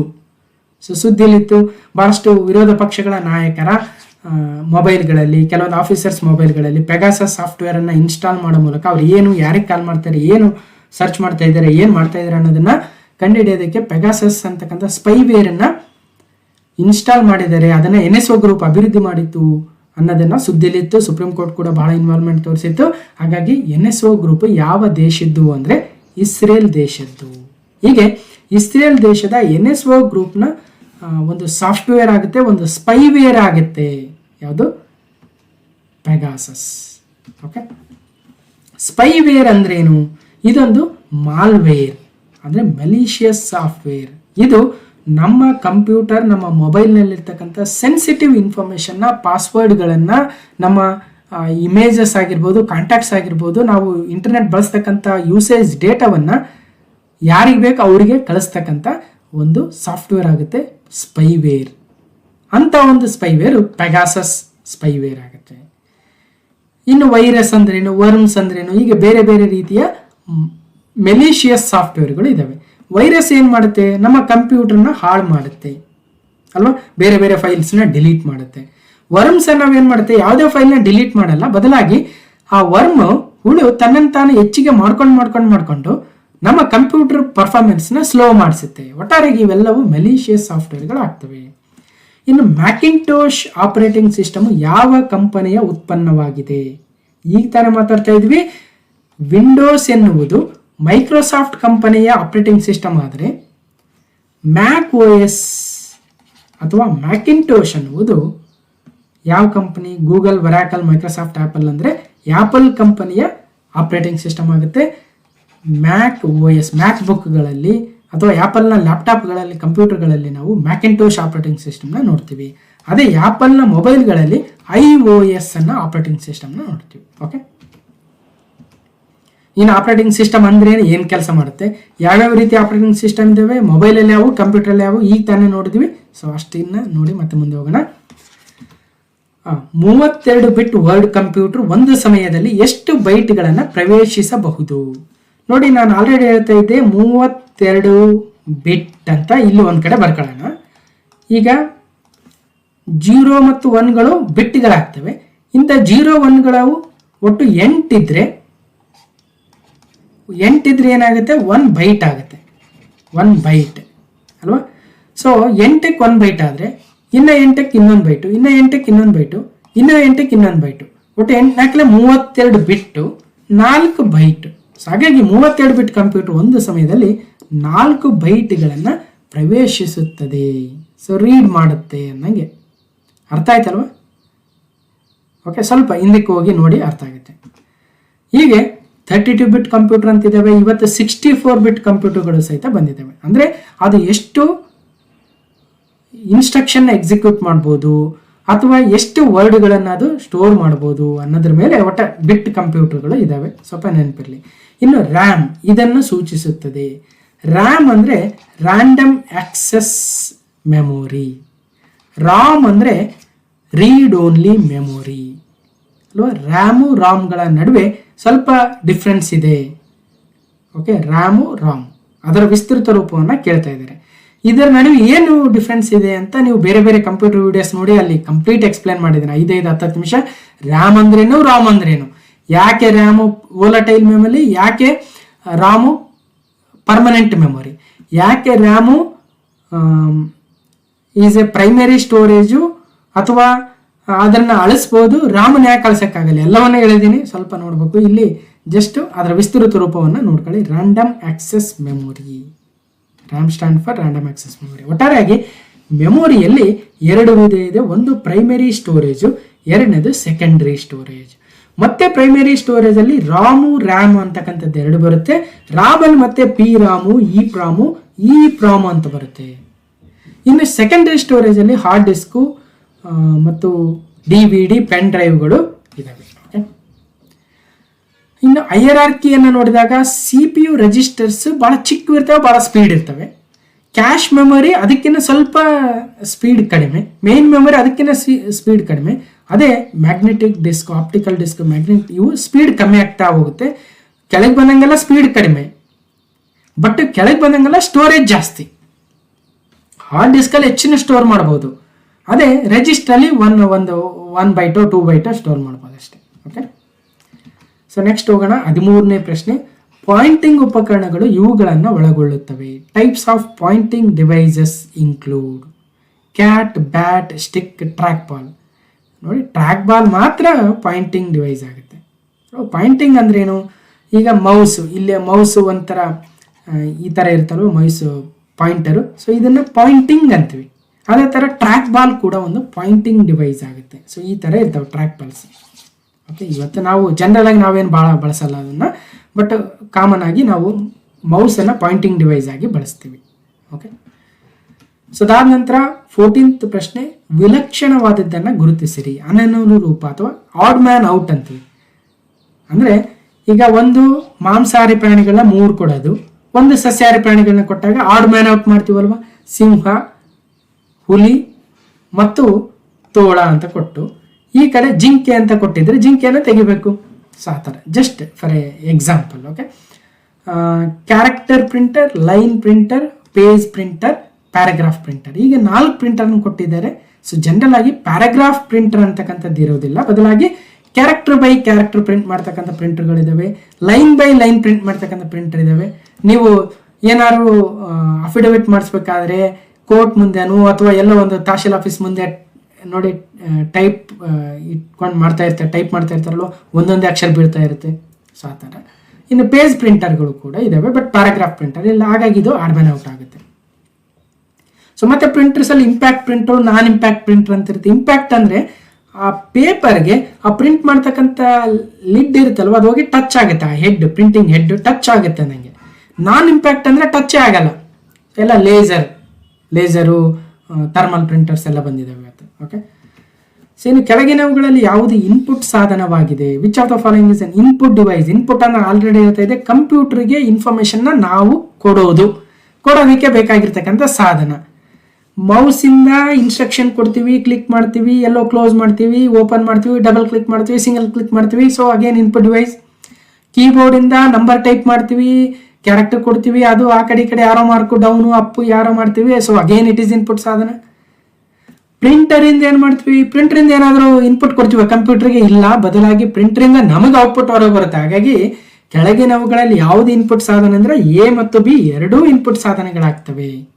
Correct, right? ಒಂದ್ಸಲ ಇನ್ಪುಟ್ ಡಿವೈಸಸ್ ಯಾವ್ಯಾವ ಅಂತ ಒಂದ್ಸಲ ನೋಟ್ ಮಾಡ್ಕೊಂಡ್ಬಿಟ್ರಿ. Keyboard, scanner, track ball, MICR, touch pad, touch panel, joystick, barcode reader, mouse, OCR ಇವೆಲ್ಲವೂ ಇನ್ಪುಟ್ ಡಿವೈಸಸ್ಸೇ ಆಗ್ತವೆ. ಓಕೆ, ನೆಕ್ಸ್ಟ್ ಅತಿ ಚಿಕ್ಕ ಸಂಗ್ರಹ ಘಟಕ, ಸ್ಮಾಲೆಸ್ಟ್ ಸ್ಟೋರೇಜ್ ಯೂನಿಟ್ ಯಾವುದು? ಇವಾಗ ಹೇಳ್ತೀರಾ, ಯಾಕಂದ್ರೆ ಇಷ್ಟೊತ್ತು ಪಾಠ ಮಾಡಿದ್ದೀನಿ, ಡೆಫಿನೆಟ್ಲಿ ನಿಮಗೆ ಗೊತ್ತಿರುತ್ತೆ. ಸೊ ಕಂಪ್ಯೂಟ್ರಲ್ಲಿ ಅತ್ಯಂತ ಚಿಕ್ಕ ಘಟಕ ಯಾವುದಂದ್ರೆ ಬಿಟ್ಟಲ್ಲಿ 0 ಸ್ಟೋರ್ ಆಗ್ಬೋದು, ಇಲ್ಲ 1 ಸ್ಟೋರ್ ಆಗ್ಬೋದು.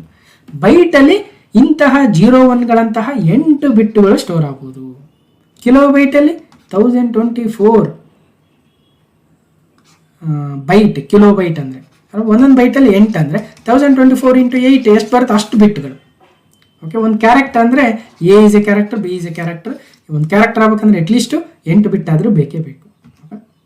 ಸೊ ಹಾಗಾಗಿ ಬಿಟ್ ಈಸ್ ಎ ಅತಿ ಚಿಕ್ಕ ಸಂಗ್ರಹ, smallest storage unit in a computer.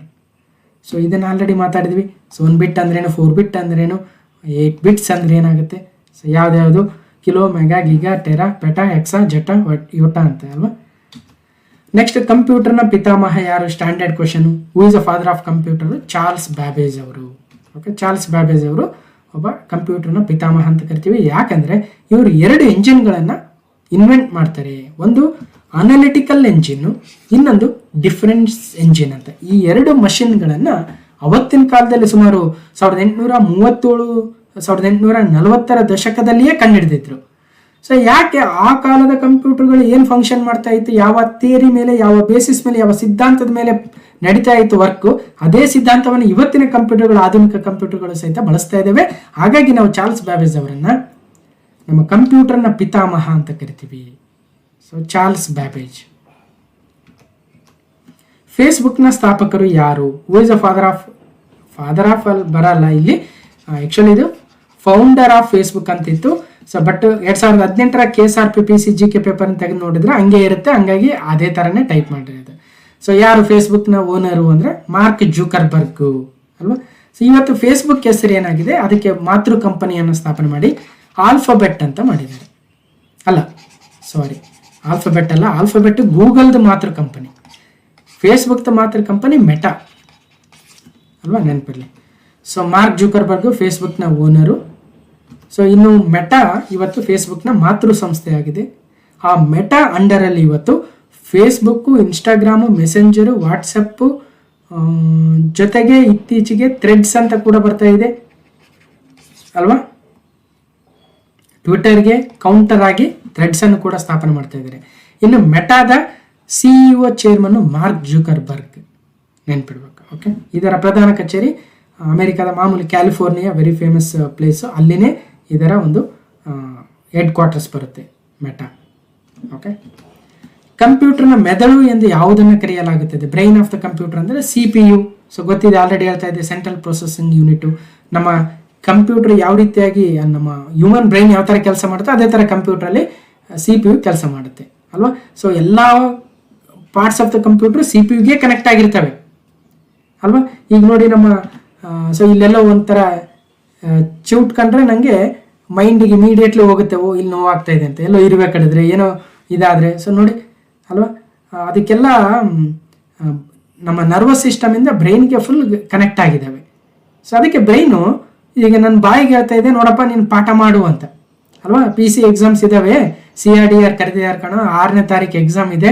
So ಅದಕ್ಕೆ ಸ್ವಲ್ಪ ಬೇರೆ ಬೇರೆ ಎಕನಾಮಿಕ್ಸು, ಕಂಪ್ಯೂಟ್ರು ನಿನ್ಗೆ ಯಾವ ಗೊತ್ತಿದ್ದಾವೆ ಮಾಡಪ್ಪ ಟೈಮ್ ಮಾಡಿಕೊಂಡು ಅಂತ ಹೇಳ್ತಾ ಇದೆ ಮೈಂಡು. ಅದಕ್ಕೆ ರೆಡಿ ಮಾಡ್ತಾ ಇದ್ದೀನಿ. ಸೊ ಇಲ್ಲಿ ಬಾಯಿಗೆ ಹೇಳ್ತಾ ಇದೆ, ಮಾತಾಡ್ತಾ ಇದ್ದೀನಿ. ಸೊ ಕೈ ಈ ಥರ ಮಾಡ್ತಾ ಇದ್ದೀನಿ. ಸೊ ಅದೇ ಥರ ಇಲ್ಲಿ ಬರಿತಾ ಇದ್ದೀನಿ. ಸೊ ಇವೆಲ್ಲವನ್ನು ಬ್ರೈನ್ ಮ್ಯಾನೇಜ್ ಮಾಡ್ತಾ ಇದೆ ಅಲ್ವಾ. ಅದೇ ಥರ ಕಂಪ್ಯೂಟ್ರಲ್ಲಿ ಪ್ರಿಂಟ್ರು, ಸ್ಕ್ಯಾನರು, ಕೀಬೋರ್ಡು, ಮೌಸು, CPU ಅಲ್ಲ ಬೇರೆ ಬೇರೆ ಪಾರ್ಟ್ಸ್ಗಳನ್ನ ಮ್ಯಾನೇಜ್ ಮಾಡೋದು ಯಾವುದು? CPU ತಾನೆ. ಸೊ ಅದಕ್ಕೆ CPUನ ಕಂಪ್ಯೂಟರ್ನ ಮೆದುಳು ಅಂತ ಕರಿತೀವಿ. ಸೆಂಟ್ರಲ್ ಪ್ರೊಸೆಸಿಂಗ್ ಯೂನಿಟ್ 2 ಪಾರ್ಟ್ ಇರುತ್ತೆ ಅಂತ ಹೇಳ್ತಿದ್ದೆ, CU ಕಂಟ್ರೋಲ್ ಯೂನಿಟ್ ಮತ್ತು ALU arithmetic logic unit. Okay, ಇನ್ನು ಕ್ವಶನ್ ನಂಬರ್ 20, ಕಂಪ್ಯೂಟರ್ನಿಂದ ಮಾಹಿತಿಯನ್ನು ಕಾಗದದ ಮೇಲೆ ಚಿತ್ರಾತ್ಮಕ ರೂಪಕ್ಕೆ ಭಾಷಾಂತರಿಸಲು ಔಟ್ಪುಟ್ ಸಾಧನವನ್ನು ಯಾವ ಸಾಧನವನ್ನು ಬಳಸಲಾಗುತ್ತದೆ? Which output device is used for translating information from a computer to pictorial form on paper? ಅಂದರೆ ಈಗ ನಿಮ್ಮೂರಿಗೆ ಯಾರೋ ಸಪೋಸ್ CM ಅವ್ರು ನಿಮ್ಮೂರಿಗೆ ಬರ್ತಾ ಇದ್ದಾರೆ ಅನ್ಕೊಳ್ಳೋಣ. ನಿಮ್ಮೂರಿನ ರಸ್ತೆ ಎರಡೂ ಕಡೆನೂ ಫುಲ್ ಬ್ಯಾನರ್ಗಳು ಹಾಕಿರ್ತಾರೆ. ಈ ಬ್ಯಾನರ್ನ ಪ್ರಿಂಟ್ ಮಾಡೋದು ಯಾವುದಪ್ಪ? ನಮ್ಮದು ಯಾವುದೋ A4 ಶೀಟ್ ಪ್ರಿಂಟ್ ಮಾಡ್ಬೋದು ಅಥವಾ A3 ಶೀಟ್ ಪ್ರಿಂಟ್ ಮಾಡೋದು ನೋಡಿದ್ದೀವಿ. ಬ್ಯಾನರ್ನ ಹೆಂಗೆ ಪ್ರಿಂಟ್ ಮಾಡ್ತಿದ್ದಾರೆ ಅಂತ ಒಂದ್ಸಲ ಕುತೂಹಲ ಆಗಿದೆಯಾ? ಅದಕ್ಕೆ ಕಾರಣನೇ ಪ್ಲಾಟರ್. ಸೊ ಪ್ಲಾಟರು ಈ ರೀತಿಯಾಗಿರ್ತಕ್ಕಂಥ ಚಿತ್ರಾತ್ಮಕ ರೂಪಕ್ಕೆ ಬಳಸುವ ಒಂದು ಭಾಷಾಂತರಿಸುವ ಔಟ್ಪುಟ್ ಸಾಧನವಾಗಿದೆ. ಸೊ ಪ್ಲಾಟರ್ ಅಂದರೆ ಈ ಥರ ಇರುತ್ತೆ, ನೋಡ್ಬೋದು. ಸೊ ಇಲ್ಲಿ ದೊಡ್ಡದಾಗಿರ್ತಕ್ಕಂಥ ನಾವು ಬ್ಯಾನರ್ನ ಪ್ರಿಂಟ್ ಮಾಡೋದಕ್ಕೆ ಬಳಸ್ತೀವಿ. ಓಕೆ, ಸೊ ಅದಾದ ನಂತರ ಕಂಪ್ಯೂಟರ್ನಲ್ಲಿನ ರ್ಯಾಮನ್ನು ಶಾರ್ಟ್ ಮೆಮೊರಿಯಾಗಿ ಬಳಸಲಾಗುತ್ತದೆ, ಏಕೆಂದರೆ ಅದು RAM computer is used as a short memory because it is ದುಬಾರಿನ, ಬಾಷ್ಪಶೀಲನ, ಪ್ರೋಗ್ರಾಮಬಲ್ ಇವುಗಳಲ್ಲಿ ಯಾವುದೂ ಅಲ್ಲ. ಅಂದರೆ ಬಾಷ್ಪಶೀಲ ಅಥವಾ ವೋಲಟೈಲ್, ಹಾಗಾಗಿ ಇದನ್ನು ಒಂಥರ ಶಾರ್ಟ್ ಮೆಮೊರಿಯಾಗಿ ಬಳಸಲಾಗುತ್ತದೆ. ಏನಿಲ್ಲ, ಸಪೋಸ್ ಇದು CPU ಅನ್ಕೊಳ್ಳೋಣ, ಇದನ್ನು ರ್ಯಾಮ್ ಅನ್ಕೊಳ್ಳೋಣ. ಓಕೆ, ಸೊ ನೆಕ್ಸ್ಟ್ ಇದನ್ನು ನಾವು ಹಾರ್ಡ್ ಡಿಸ್ಕ್ ಅಲ್ವಾ. ಈಗ ನಿಮ್ಮ ಮೊಬೈಲಲ್ಲಿ ಹಾರ್ಡ್ ಡಿಸ್ಕ್ ಎಷ್ಟಿದೆ ಅಂತ ಕೇಳಿದ್ರೆ ಎಷ್ಟಂತ ಹೇಳ್ತೀರಿ? 64 GB ಇದೆ ಅಂತ ಹೇಳ್ತೀರಾ. ಅದೇ ರ್ಯಾಮ್ ಎಷ್ಟಿದೆ ಅಂದರೆ 4 GB ರ್ಯಾಮ್ ಇರುತ್ತೆ ಅಲ್ವಾ. ಈಗ ನಿಮ್ಮ ಮೊಬೈಲಲ್ಲಿ ಒಂದು ಸಾಂಗು ಸ್ಟೋರ್ ಆಗಿದೆ. ಆ ಸಾಂಗ್ ಎಲ್ಲಿ ಸ್ಟೋರ್ ಆಗಿರುತ್ತೆ ಅಂದರೆ ಈ ಹಾರ್ಡ್ ಡಿಸ್ಕಲ್ಲಿ ಫಸ್ಟ್ ಸ್ಟೋರ್ ಆಗಿರುತ್ತೆ. ನಿಮ್ಮ ಫ್ರೆಂಡ್ ವಾಟ್ಸಪ್ಪಿಗೆ ಕಳಿಸ್ತಾನೆ, ನೀವು ಡೌನ್ಲೋಡ್ ಅಂತೀರಾ, ಡೌನ್ಲೋಡ್ ಆಗಿರೋದೆಲ್ಲ ಆಗಿರುತ್ತೆ, ಈ ಹಾರ್ಡ್ ಡಿಸ್ಕಲ್ಲಿ ಸ್ಟೋರ್ ಆಗುತ್ತೆ. ಆ ಡಿಸ್ಕಲ್ಲಿ ಸ್ಟೋರ್ ಆಗಿರ್ತಕ್ಕಂಥ ಸಾಂಗನ್ನು ನೀವು ಕ್ಲಿಕ್ ಮಾಡಿದಾಗ ಅದು ರ್ಯಾಮಿಗೆ ಬರುತ್ತೆ ಅಲ್ವಾ, ರ್ಯಾಂಡಮ್ ಆಕ್ಸೆಸ್ ಮೆಮೊರಿಗೆ. ರ್ಯಾಂಡಮ್ ಆಕ್ಸೆಸ್ ಮೆಮೊರಿಯಿಂದ ಇದ್ದಾಗ ಮಾತ್ರ CPU ಅದನ್ನು ತಗೊಂಡು ಎಕ್ಸಿಕ್ಯೂಟ್ ಮಾಡುತ್ತೆ. ಅವಾಗ ನಮಗೆ ಕೇಳಿಸುತ್ತೆ, ಕಾಣಿಸುತ್ತೆ ಆ ಸಾಂಗ್ ಅಥವಾ ಆ ಒಂದು ಮೂವಿ, ಆ ಒಂದು ಎನಿ ಇಮೇಜು, GIF ಯಾವುದು. ಅರ್ಥ ಆಯ್ತಲ್ವಾ? ಹಾಗಾಗಿ ಹಾರ್ಡ್ ಡಿಸ್ಕ್ ಒಂದು ಪರ್ಮನೆಂಟ್ ಮೆಮೊರಿ ಆದರೆ ಈ ರ್ಯಾಮ್ ಅನ್ನೋದೊಂದು ಶಾರ್ಟ್ ಮೆಮೊರಿ ಆಗುತ್ತೆ, ವೋಲಟೈಲ್ ಮೆಮೊರಿ. ವೋಲಟೈಲ್ ಅಂದರೆ ಅಲ್ಲಿ ಪರ್ಮನೆಂಟ್ ಆಗಿ ಸ್ಟೋರ್ ಆಗಲ್ಲ. ಅದು ನೀವು ಆ ಸಾಂಗನ್ನ ತೆಗೆದುಬಿಟ್ರೆ ಅಲ್ಲಿ ಮತ್ತೆ ರ್ಯಾಮಲ್ಲಿ ಇರಲ್ಲ ಅದು, ಬಟ್ ಹಾರ್ಡ್ ಡಿಸ್ಕಲ್ಲಿ ಪಕ್ಕ ಇರುತ್ತೆ, ಅಲ್ಲಿ ಸ್ಟೋರ್ ಆಗಿರುತ್ತೆ ಪರ್ಮನೆಂಟ್ ಆಗಿ. ಹಾಗಾಗಿ ರ್ಯಾಮ್ ಅನ್ನೋದೊಂದು ಬಾಷ್ಪಶೀಲ ಅಥವಾ ವೋಲಟೈಲ್ ಅಥವಾ ಟೆಂಪರರಿ ಮೆಮೊರಿ ಅಂತ ಕರಿತೀವಿ, ರ್ಯಾಂಡಮ್ ಆಕ್ಸೆಸ್ ಮೆಮೊರಿ. ಅರ್ಥ ಆಯ್ತು ಅನ್ಕೊಳ್ತೀನಿ. ಓಕೆ, ನೆಕ್ಸ್ಟ್ ಇವುಗಳಲ್ಲಿ ಯಾವುದು ಸರ್ಚ್ ಎಂಜಿನ್ ಆಗಿದೆ? Bing, Reddit, Pinterest, Instagram. Which of the following is a search engine? Search engine ಅಂದರೆ ಏನು ಅಂದರೆ, ಈಗ ನಾವು ಕ್ರೋಮ್ ಓಪನ್ ಮಾಡ್ತೀವಿ. ಕ್ರೋಮ್ ಓಪನ್ ಮಾಡಿದಾಗ ಗೂಗಲ್ ಓಪನ್ ಮಾಡ್ತೀವಿ. ಗೂಗಲಲ್ಲಿ ಸರ್ಚ್ ಮಾಡ್ತೀವಿ. ಸಪೋಸ್ ಈ ಗೂಗಲಲ್ಲಿ ಏನಾದರೂ ಅಮರ್ಸ್ ಕ್ಲಾಸಸ್ GI ಟ್ಯಾಗ್ಸ್ ಅಂತ ಸರ್ಚ್ ಮಾಡ್ಬೋದು. ಅದೇ ಥರ ಯೂಟ್ಯೂಬ್ ಓಪನ್ ಮಾಡ್ತೀರ. ಯೂಟ್ಯೂಬ್ ಓಪನ್ ಮಾಡಿ ಯೂಟ್ಯೂಬಲ್ಲಿ ಸರ್ಚ್ ಮಾಡ್ತೀರಿ ಏನಂತ? Amar classes tribes of India, ಅಥವಾ Amar classes geography videos, Amar classes computer videos, Amar classes current affairs ಅಂತ ಭಾಳ ಸರ್ಚ್ ಮಾಡ್ತೀರಲ್ವ. ಈ ಸರ್ಚ್ ಮಾಡಿದಾಗ ಅದೇನು ಮಾಡುತ್ತೆ, ಹುಡುಕಿ ಡೀಟೇಲ್ಸ್ನೆಲ್ಲ ತಂದು ನಿಮಗೆ ಕೊಡುತ್ತೆ. ಅಂಥ ಒಂದು ಸಾಫ್ಟ್ವೇರ್ಗಳನ್ನು ನಾವು ಸರ್ಚ್ ಎಂಜಿನ್ ಅಂತೀವಿ. ಈಗ ಗೂಗಲ್ ಒಂದು search engine. Sir, Chrome search engine? Chrome is A web browser. ಆ ಸರ್ಚ್ ಎಂಜಿನ್ನಲ್ಲಿ ಸ್ಟೋರ್ ಆಗಿರ್ತಕ್ಕಂಥ ಡೇಟಾವನ್ನು ಸರ್ಚ್ ಮಾಡೋದಕ್ಕೆ ಬಳಸ್ತಕ್ಕಂಥ ಒಂದು ಟೂಲ್ ಅಷ್ಟೇ ಅದು. ಬಟ್ ಸರ್ಚ್ ಎಂಜಿನ್ ಯಾವುದು? ಗೂಗಲ್. ಅದೇ ಥರ ಬಿಂಗ್ ಕೂಡ ಒಂದು ಸರ್ಚ್ ಎಂಜಿನ್ನು, ಯೂಟ್ಯೂಬ್ ಕೂಡ ವಿಡಿಯೋ ಸರ್ಚ್ ಎಂಜಿನ್. ಅರ್ಥ ಆಯ್ತು ಅನ್ಕೊಳ್ತೀನಿ. ಸೊ ಹಾಗಾಗಿ ಸರಿಯಾದ ಉತ್ತರ ಬಿಂಗು ಮೈಕ್ರೋಸಾಫ್ಟ್ ಅವರ ಸರ್ಚ್ ಎಂಜಿನ್ನು. ಓಕೆ, ಗೂಗಲ್ ಅವರ ಸರ್ಚ್ ಎಂಜಿನ್. ಅರ್ಥ ಆಯ್ತಲ್ವ? ಓಕೆ, ಹೀಗೆ ಯಾವುದವ್ರದ್ದು ಒಂದು ಸರ್ಚ್ ಎಂಜಿನ್ ಇತ್ತು. ಹೀಗೆ ಸರ್ಚ್ ಎಂಜಿನ್ ಮತ್ತು ಬ್ರೌಸರ್ಗಳ ವ್ಯತ್ಯಾಸ ಏನಂದರೆ, ಸರ್ಚ್ ಎಂಜಿನ್ನು ಡೇಟಾವನ್ನು ಸರ್ಚ್ ಮಾಡಿಕೊಡುತ್ತೆ. ಆ ಸರ್ಚ್ ಮಾಡಿಕೊಡೋದಕ್ಕೆ ಬಳಸ್ತಕ್ಕಂಥ ಒಂದು ವೆಪನ್ನೇ ಅಥವಾ ಒಂದು ಸಾಧನವೇ ಬ್ರೌಸರ್ ಆಗುತ್ತೆ. ಗೂಗಲ್ ಕ್ರೋಮ್ ಆಗಿರ್ಬೋದು, ಮೊಜಿಲ್ಲಾ ಫೈರ್ಫಾಕ್ಸ್ ಆಗಿರ್ಬೋದು, ಇಂಟರ್ನೆಟ್ ಎಕ್ಸ್ಪ್ಲೋರರ್ ಆಗಿರ್ಬೋದು, ಅಥವಾ ಒಪೇರಾ ಆಗಿರ್ಬೋದು, UC ಬ್ರೌಸರು. ನಿಮ್ಮ ಮೊಬೈಲಲ್ಲಿ ಬೇರೆ ಬೇರೆ ಬ್ರೌಸರ್ಸ್ ಇದಾವಲ್ಲ, ಅವೆಲ್ಲವೂ ಬ್ರೌಸರ್ಸ್. ಸರ್ಚ್ ಎಂಜಿನ್ ಬೇರೆ, ಬ್ರೌಸರ್ ಬೇರೆ. ಇನ್ನು ಬಿಂಗ್ನ ಸಂಸ್ಥಾಪಕರು ಅಥವಾ ಡೆವಲಪ್ ಮಾಡಿರೋರು ಯಾರಂದರೆ ಮೈಕ್ರೋಸಾಫ್ಟ್ ಅವರು. ಇನ್ನು ಕಂಪ್ಯೂಟರ್ನಲ್ಲಿನ ಎಲ್ಲ ವರ್ಡ್ ಡಾಕ್ಯುಮೆಂಟ್ಗಳ ಡಿಫಾಲ್ಟ್ ಫೈಲ್ ವಿಸ್ತರಣೆ ಏನು? What is the default file extension of all word document in a computer? ಈಗ ಕಂಪ್ಯೂಟರ್ ಓಪನ್ ಮಾಡ್ತೀರಾ, ಒಂದು ಲೆಟರ್ ಬರೀಬೇಕು, MS ವರ್ಡ್ ಓಪನ್ ಮಾಡ್ತೀರಿ. ಒಂದು ಕ್ಯಾಲ್ಕುಲೇಷನ್ ಮಾಡಬೇಕು, MS ಎಕ್ಸೆಲ್ ಓಪನ್ ಮಾಡ್ತೀರಿ. PPT ಮಾಡಬೇಕು, MS ಪವರ್ ಪಾಯಿಂಟ್ ಓಪನ್ ಮಾಡ್ತೀರಿ. ಹಾಗಾಗಿ MS ವರ್ಡ್ ಓಪನ್ ಮಾಡಿ ಲೆಟರ್ ರೆಡಿ ಮಾಡ್ತೀರಲ್ವ, ಆ ಲೆಟರ್ನ ಫೈಲ್ ನೇಮು ಯಾವುದರಿಂದ ಎಂಡ್ ಆಗಿರುತ್ತದೆ? ಈಗ MS ವರ್ಡ್ ಓಪನ್ ಮಾಡಿದ್ರಿ.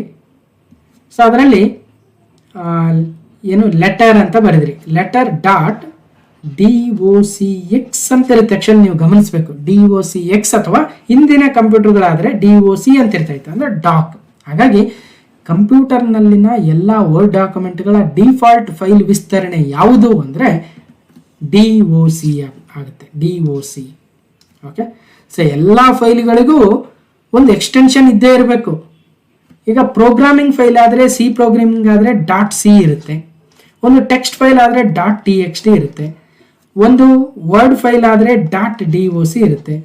ಅದೇ ಥರ ಒಂದು ಇಮೇಜ್ ಆದರೆ .jpg ಇರುತ್ತೆ, ಅಥವಾ .png ಇರ್ಬೋದು. ಒಂದು ಮೂವಿ ಆದರೆ .mp4 ಇರ್ಬೋದು. ಹೀಗೆ ಎಲ್ಲ ಫೈಲ್ಗಳು ಒಂದು ಎಕ್ಸ್ಟೆನ್ಷನ್ ಇದ್ದೇ ಇರಬೇಕು. ಇಲ್ಲೋಡೆ ಅಮರೇಶ್ ಪೋತ್ನಳ್ಳ ಇಮೇಜ್ನ ಎಕ್ಸ್ಟೆನ್ಷನ್ನು .jpg, ಒಂದು ಡಾಕ್ ಫೈಲ್ದು .x, ಒಂದು PPTದು PPTX, ಒಂದು ಟೆಕ್ಸ್ಟ್ ಫೈಲ್ದು .txt, ಒಂದು ಎಕ್ಸೆಲ್ ಫೈಲ್ದು .xlx ಅಂತ ಹಿಂದೆ ಇರ್ತಾ ಇತ್ತು. ಈಗ XLSX ಅಂತ ಬರ್ತಾ ಇದೆ ಹೊಸ ಮೈಕ್ರೋಸಾಫ್ಟ್ ಎಕ್ಸೆಲಲ್ಲಿ. ಅದೇ ಥರ PNGದು .png, PDFದು .pdf, MP3 ಸಾಂಗ್ದು .mp3, ವಿಡಿಯೋದು .mp4, ಕೆಲವೊಂದು .web ಅಂತ ಇರ್ತವೆ. ಹೀಗೆ ಬೇರೆ ಬೇರೆ ಎಕ್ಸಾಂಪಲ್ಗಳನ್ನು ಕೂಡ ಕೊಟ್ಟಿದ್ದೀನಿ. ಸ್ವಲ್ಪ ಜೂಮ್ ಮಾಡಿ ನೋಡಿ ಗೊತ್ತಾಗುತ್ತೆ. ಸೊ ಯಾವ್ಯಾವ ಫೈಲ್ಗೆ ಏನೇನು ಎಕ್ಸ್ಟೆನ್ಷನ್ನು ಅನ್ನೋದು ಇಲ್ಲಿ ಕೊಟ್ಟಿದ್ದೀನಿ ನೋಡಿ. So .docx. ಕೆಳಗಿನವುಗಳಲ್ಲಿ ಯಾವುದು ಸರಿ ಇಲ್ಲ? Which one of the following is not A right match? Word document ಯಾವುದರಿಂದ ನೋಡಿ, KSRP 2020 ಕೇಳಿದ್ದಾರೆ ಏನಂತ, ವರ್ಡ್ ಡಾಕ್ಯುಮೆಂಟ್ ಯಾವುದರಿಂದ ಎಂಡ್ ಆಗಿರುತ್ತೆ? .docx ಇಂದ. ಕರೆಕ್ಟ್ ಇದೆ. ಧ್ವನಿ MP3 ಇಂದ. ಕರೆಕ್ಟ್ ಇದೆ ನೋಡಿ, ಧ್ವನಿ MP3 ಇಲ್ಲೇ ಕೊಟ್ಟಿದ್ದೀವಿ, audio file MP3. Okay, next ಯಾವುದಿದೆ? Power point .pptx. ಕರೆಕ್ಟ್. ಇಲ್ಲಿ ನಾನು ಎಕ್ಸಾಂಪಲೇ ಕೊಟ್ಬಿಟ್ಟಿದ್ದೀನಿ ನೋಡಿ, ನಾನು PPTX ಅಂತಲೇ ಸ್ಟೋರ್ ಆಗಿದೆ, ಅಮರ್ಸ್ ಕ್ಲಾಸಸ್ 1.pptx. ಇನ್ನೊಂದು ಯಾವುದಿದೆ? ಎಕ್ಸೆಲ್ಗೆ .xl ಅಂತ ಕೊಟ್ಟಿದ್ದಾರೆ. ಇದು ಸರಿನಾ ಅಂದರೆ ಇಲ್ಲ ಸರ್ ತಪ್ಪು, ಯಾಕಂದ್ರೆ ಹಿಂದೆ ನೀವೇ ಹೇಳಿದ್ರಿ ಎಕ್ಸೆಲ್ಗೆ .xlsx ಇರಬೇಕು, ಇಲ್ಲಿ ಬರೀ ಎಕ್ಸೆಲ್ ಅಂತ ಕೊಟ್ಟಿದ್ದಾರೆ, ತಪ್ಪು. ಸೊ ಹಾಗಾಗಿ ಯಾವುದು ಸರಿ ಇಲ್ಲ ಅಂದರೆ ಎಕ್ಸೆಲ್ಗೆ .xls ಅಥವಾ .xlsx ಅಂತ ಇರಬೇಕು ಅನ್ನೋದು ಸರಿ ಉತ್ತರ. ಓಕೆ, ಕೆಳಗಿನವುಗಳಲ್ಲಿ ಯಾವುದು ಸರ್ಚ್ ಎಂಜಿನ್, ಅಗೇನ್ ಮತ್ತೆ ರಿಪೀಟ್ ಆಗಿದೆ ನೋಡಿ, ಬೇರೆ ಬೇರೆ ಕಡೆ ಬೇರೆ ಬೇರೆ ಥರ ಎಕ್ಸಾಮ್ ಕೊಟ್ಟಿದೆ. ಇದು ಯಾವುದು ಸರ್ಚ್ ಎಂಜಿನ್ ಅಂದರೆ ಗೂಗಲ್ಲು, ಹೌದು ಗೂಗಲಲ್ಲಿ ಸರ್ಚ್ ಮಾಡ್ತೀವಿ, ಬಿಂಗಲ್ಲೂ ಸರ್ಚ್ ಮಾಡ್ತೀವಿ, ಮೈಕ್ರೋಸಾಫ್ಟ್ ಅವ್ರದಂತ ಇವಾಗ ತಾನೇ ಹೇಳ್ತಾ ಇದೆ. ಯಾಹೂ ಸರ್ಚ್ ಎಂಜಿನ್ ಕೂಡ ಇತ್ತು, ನಾವು ಹಿಂದೆ ಇಂಜಿನಿಯರಿಂಗ್ ಮಾಡಬೇಕಾದ್ರೆ ಯಾಹೂವನ್ನೇ ಬಳಸ್ತಾ ಇದ್ವಿ ಹೆಚ್ಚಿಗೆ, ಗೂಗಲ್ ಅಷ್ಟೊಂದು ಫೇಮಸ್ ಆಗಿಲ್ಲ ಇಲ್ಲಿನ್ನು. ಸೊ ಹೀಗೆ ಬಿಂಗ್ ಯಾರ್ದು ಅಂದರೆ ಮೈಕ್ರೋಸಾಫ್ಟ್ ಅವ್ರದ್ದು. ಅತಿ ಹೆಚ್ಚು ಸರ್ಚ್ ಎಂಜಿನ್ ಬಳಸ್ತಕ್ಕಂಥವ್ರು ಯಾವುದು ಅಂದರೆ ಗೂಗಲ್. ನಮ್ಮ ಭಾರತದಲ್ಲಿ ನಾವು ಏನಂದ್ರೂ ಗೂಗಲ್ನೇ ಕೇಳೋದು, ಏನು ಗೊತ್ತಿಲ್ವಾ ಗೂಗಲ್ ಮಾಡು ತಿಳ್ಕೊ. ಸೊ ಹಾಗಾಗಿ ಅದು ಅತಿ ಹೆಚ್ಚು ಮಾರ್ಕೆಟ್ ಶೇರ್ ಅನ್ನು ಹೊಂದಿರತಕ್ಕಂಥ ಒಂದು ಸರ್ಚ್ ಎಂಜಿನ್ ಆಗುತ್ತೆ. ಓಕೆ, ಸೊ ಎಲ್ಲವೂ ಸರ್ಚ್ ಎಂಜಿನ್ಗಳೇ, ಮೂರು ಕೂಡ. ಇದನ್ನ ಆಲ್ರೆಡಿ ನೋಡಿದ್ವಿ. ಕಂಪ್ಯೂಟರ್ ಬಳಕೆದಾರರ ಅರಿವಿಲ್ಲದೆ ಅಂದರೆ ಅವ್ರಿಗೆ ಗೊತ್ತೇ ಆಗಲ್ಲ, ಅನಗತ್ಯ ಸಾಫ್ಟ್ವೇರನ್ನು ಇನ್ಸ್ಟಾಲ್ ಮಾಡಿ ಇಂಟರ್ನೆಟ್ ಬಳಕೆಯ ಡೇಟಾ ಮತ್ತು ಇತರ ಸೂಕ್ಷ್ಮ ಮಾಹಿತಿಯನ್ನು ಕದಿಯುವವರು ಏನಂತ ಕರಿತೀವಿ ಅಲ್ವಾ. ನಮ್ಮ ಮೊಬೈಲಲ್ಲಿ ನಮಗೆ ಗೊತ್ತಾಗದೇ ಇರೋಂಗೆ ನಮಗೆ ಯಾವುದೋ ಒಂದು ಸಾಫ್ಟ್ವೇರ್ ಇನ್ಸ್ಟಾಲ್ ಮಾಡಿ ನಾನೇನು ಯೂಸ್ ಮಾಡ್ತೀನಿ, ಯಾವ ವೆಬ್ಸೈಟ್ ನೋಡ್ತೀನಿ, ಅಥವಾ ಏನು ಫೋಟೋಸ್ ಇದಾವೆ ನನ್ನ ಹತ್ರ, ಯಾರು ಕಾಂಟ್ಯಾಕ್ಟ್ಸ್ ಇದ್ದಾರೆ ಅದೆಲ್ಲವನ್ನು ಯಾರೋ ತೊಗೊಂಬಿಟ್ರೆ ಅಂಥ ಸಾಫ್ಟ್ವೇರ್ನ ಏನಂತ ಕರಿತೀವಿ ಅಂದರೆ ರ್ಯಾನ್ಸಮ್ವೇರ್, ಟ್ರೋಜನ್, ಸ್ಪೈವೇರ್. ಕೀಲಾಗರ್ ಅಂದರೆ ಸರಿಯಾದ ಉತ್ತರ ಸ್ಪೈವೇರ್. ಪೆಗಾಸಸ್ ಸ್ಪೈವೇರ್ ಅಂತ ಆಲ್ರೆಡಿ ಮಾತಾಡಿದೀವಲ್ವ. ಸೊ ಅಂಥ ಒಂದು ಸ್ಪೈವೇರ್ ಆಗುತ್ತೆ, ಅದೊಂದು ಮೆಲಿಷಿಯಸ್ ಸಾಫ್ಟ್ವೇರು. ನಮ್ಮ ಸೂಕ್ಷ್ಮ ಮಾಹಿತಿಯನ್ನು ಯಾರು ಇನ್ಸ್ಟಾಲ್ ಮಾಡಿಸಿರ್ತಾರೋ ಅವ್ರಿಗೆ ಕಳಿಸ್ತಕ್ಕಂಥ ಸಾಫ್ಟ್ವೇರ್ ಆಗುತ್ತೆ. NSO ಗ್ರೂಪ್ ಅವರು ಪೆಗಾಸಸ್ ಅಂತಕ್ಕಂಥ ಇಸ್ರೇಲ್ ಕಂಪನಿ ಭಾಳ ಸುದ್ದಿಲಿತ್ತು, ನೆನಪಿಡಬೇಕು. ಕೆಳಗಿನವುಗಳಲ್ಲಿ ಯಾವ ಪ್ರೋಗ್ರಾಮಿಂಗ್ ಭಾಷೆಯನ್ನು ಪ್ರತ್ಯೇಕವಾಗಿ ಆರ್ಟಿಫಿಷಿಯಲ್ ಇಂಟೆಲಿಜೆನ್ಸ್ಗಾಗಿಯೇ ಬಳಸಲಾಗುತ್ತದೆ? ಅಂದ್ರೆ ಇವತ್ತು ಆರ್ಟಿಫಿಷಿಯಲ್ ಇಂಟೆಲಿಜೆನ್ಸ್ ನ್ಯೂಸ್ ಆ್ಯಂಕರ್ಗಳು ಬಂದಿದ್ದಾರೆ ಅಂತ ಹೇಳ್ತಾ ಇದ್ದೀವಲ್ವ, ಆ ನ್ಯೂಸ್ ಆ್ಯಂಕರ್ಗಳನ್ನ ಅಲ್ಲಿ ಕೂಡಿಸಿರ್ತಾರೆ. ಅವ್ರು ಯಾವ ಥರ ಅಲ್ಲಿ ಮಾತಾಡೋದಕ್ಕೆ ಯಾವ ಥರ ಸಾಧ್ಯ ಅಂದರೆ ಹಿಂದೆ ಏನೋ ಪ್ರೋಗ್ರಾಮಿಂಗ್ ಮಾಡಿರ್ಬೇಕಲ್ವ. ಆರ್ಟಿಫಿಷಿಯಲ್ ಇಂಟೆಲಿಜೆನ್ಸ್ ಪ್ರೋಗ್ರಾಮಿಂಗ್ ಆಗಿರುತ್ತೆ, ಅದನ್ನು CL ಬಳಸ್ತಾರ, ಜಾವದಿಂದ ಬರೀತಾರ, J2Eಯಿಂದ ಪ್ರೋಲಾಗಿಂದ ಅಂದರೆ ಪ್ರೋಲಾಗ್ ಲ್ಯಾಂಗ್ವೇಜನ್ನು ಬಳಸ್ಕೊಂಡು ಆರ್ಟಿಫಿಷಿಯಲ್ ಇಂಟೆಲಿಜೆನ್ಸನ್ನು ಡೆವಲಪ್ ಮಾಡಲಾಗುತ್ತದೆ. ಪ್ರೋಲಾಗ್ ಅಂದರೆ ಪ್ರೋಗ್ರಾಮಿಂಗ್ ಬೈ ಲಾಜಿಕ್ ಅಂತ, ಇದೊಂದು logic programming language.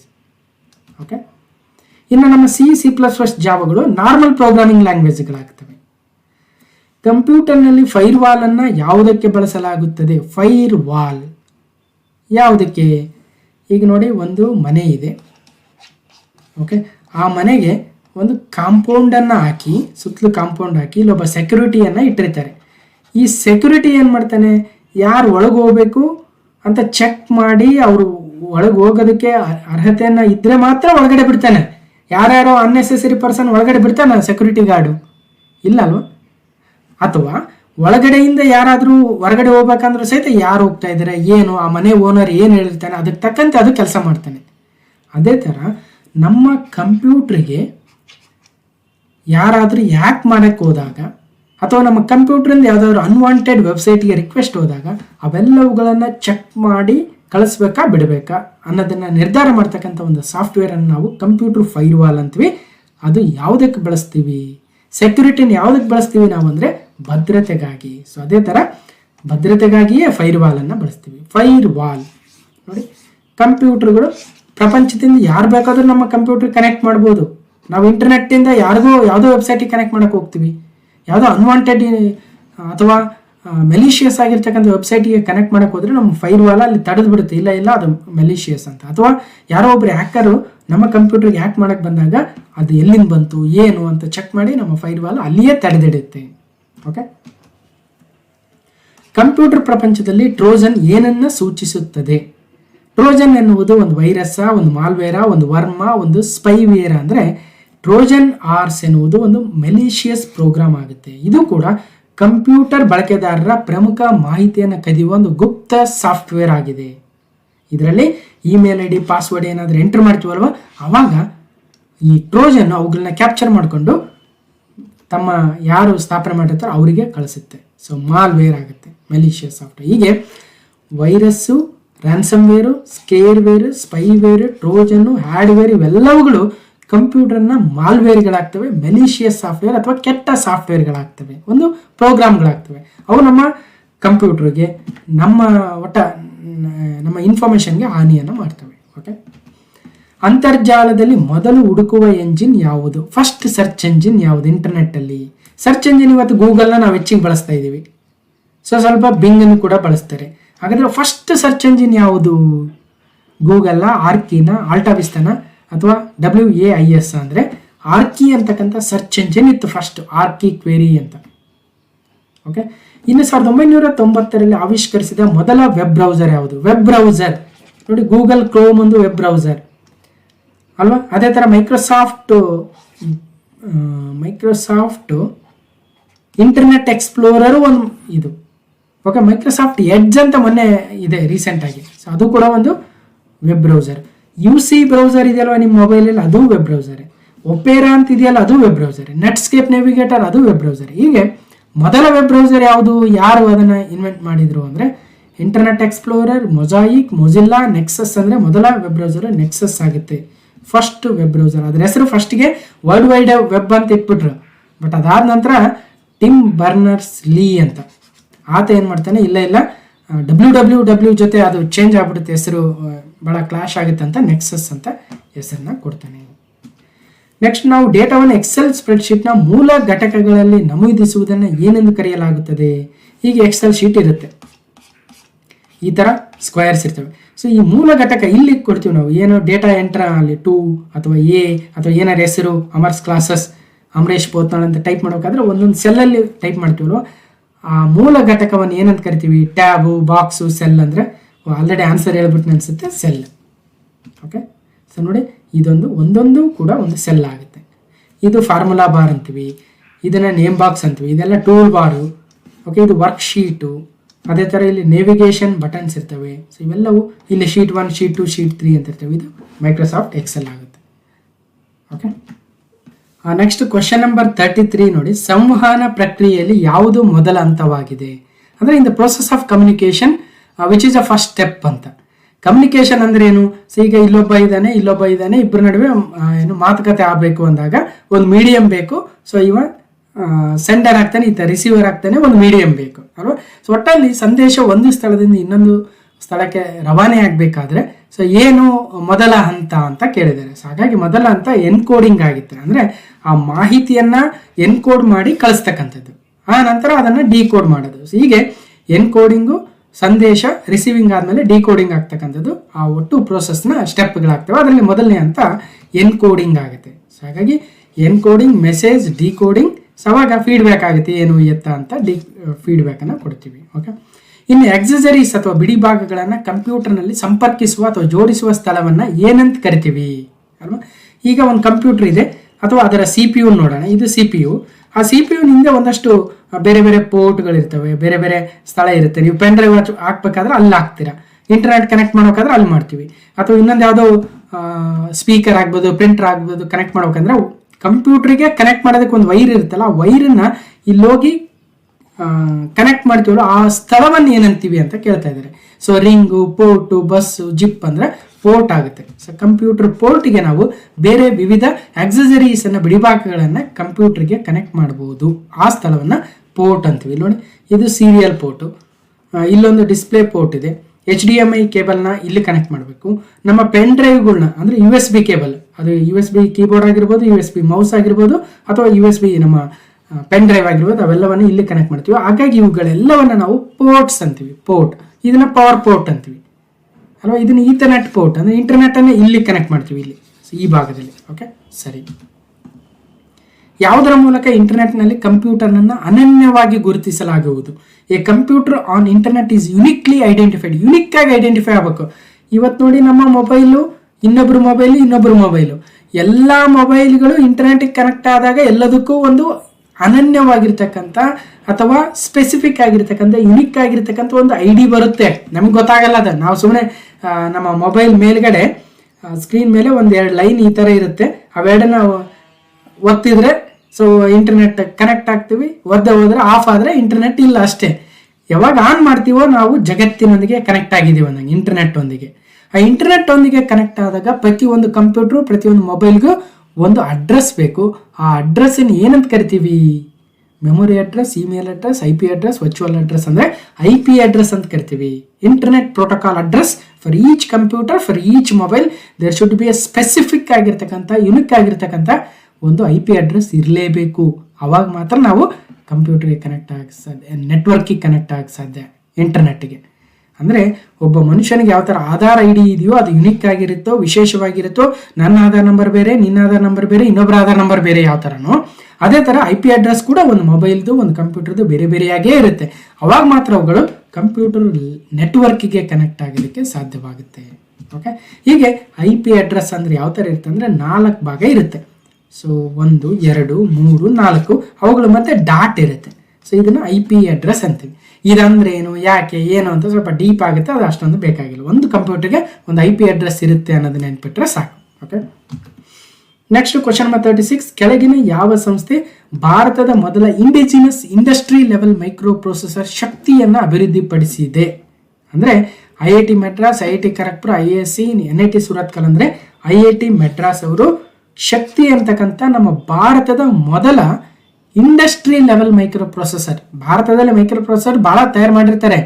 Industry level ಅಂದರೆ ಸ್ವಲ್ಪ ನಮ್ಮ ಇಂಟೆಲ್ಲು, AMD, ಕ್ವಾಲ್ಕಾಮ್ ಅವರು ತಯಾರು ಮಾಡ್ತಾರಲ್ವ, ಆ ಲೆವೆಲ್ಗೆ ಹೋಗಿರ್ತಕ್ಕಂಥದ್ದು IIT ಮೆಡ್ರಾಸ್ನ ಶಕ್ತಿ ಅಂತಕ್ಕಂಥ ಒಂದು ಮೈಕ್ರೋ ಪ್ರೊಸೆಸರ್ ಆಗುತ್ತೆ. ಪ್ರಾಜೆಕ್ಟ್ ಶಕ್ತಿ IITM ನೆನ್ಪಿಡ್ಬೇಕು. ಇನ್ನು ಸಾಮಾನ್ಯವಾಗಿ ಕಂಪ್ಯೂಟರ್ನ ಮೆದುಳು ಎಂದು ಯಾವುದನ್ನು ಕರಿತೀವಿ?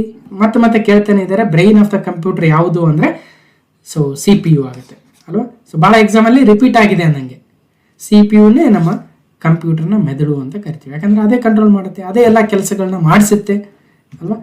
ಇನ್ನು ಕೆಳಗಿನವುಗಳಲ್ಲಿ ಯಾವುದು ಸರಿಯಾದ ಇಮೇಲ್ ಸ್ವರೂಪವಾಗಿದೆ? ನನ್ನ ಇಮೇಲ್ ID ನಿಮ್ಗೆ ಗೊತ್ತಿರುತ್ತೆ. ಸೊ ಇಲ್ಲಿ ಕೆಳಗಡೆ ಎಲ್ಲ ಸ್ಲೈಡಲ್ಲೂ ಕೆಳಗಡೆ ಸೊ amaresh.pothnal@gmail.com ಅಂತ ಕಾಣಿಸುತ್ತೆ. ಇಲ್ಲಿ ಬರಿತೀನಿ ಇನ್ನೊಂದ್ಸಲ,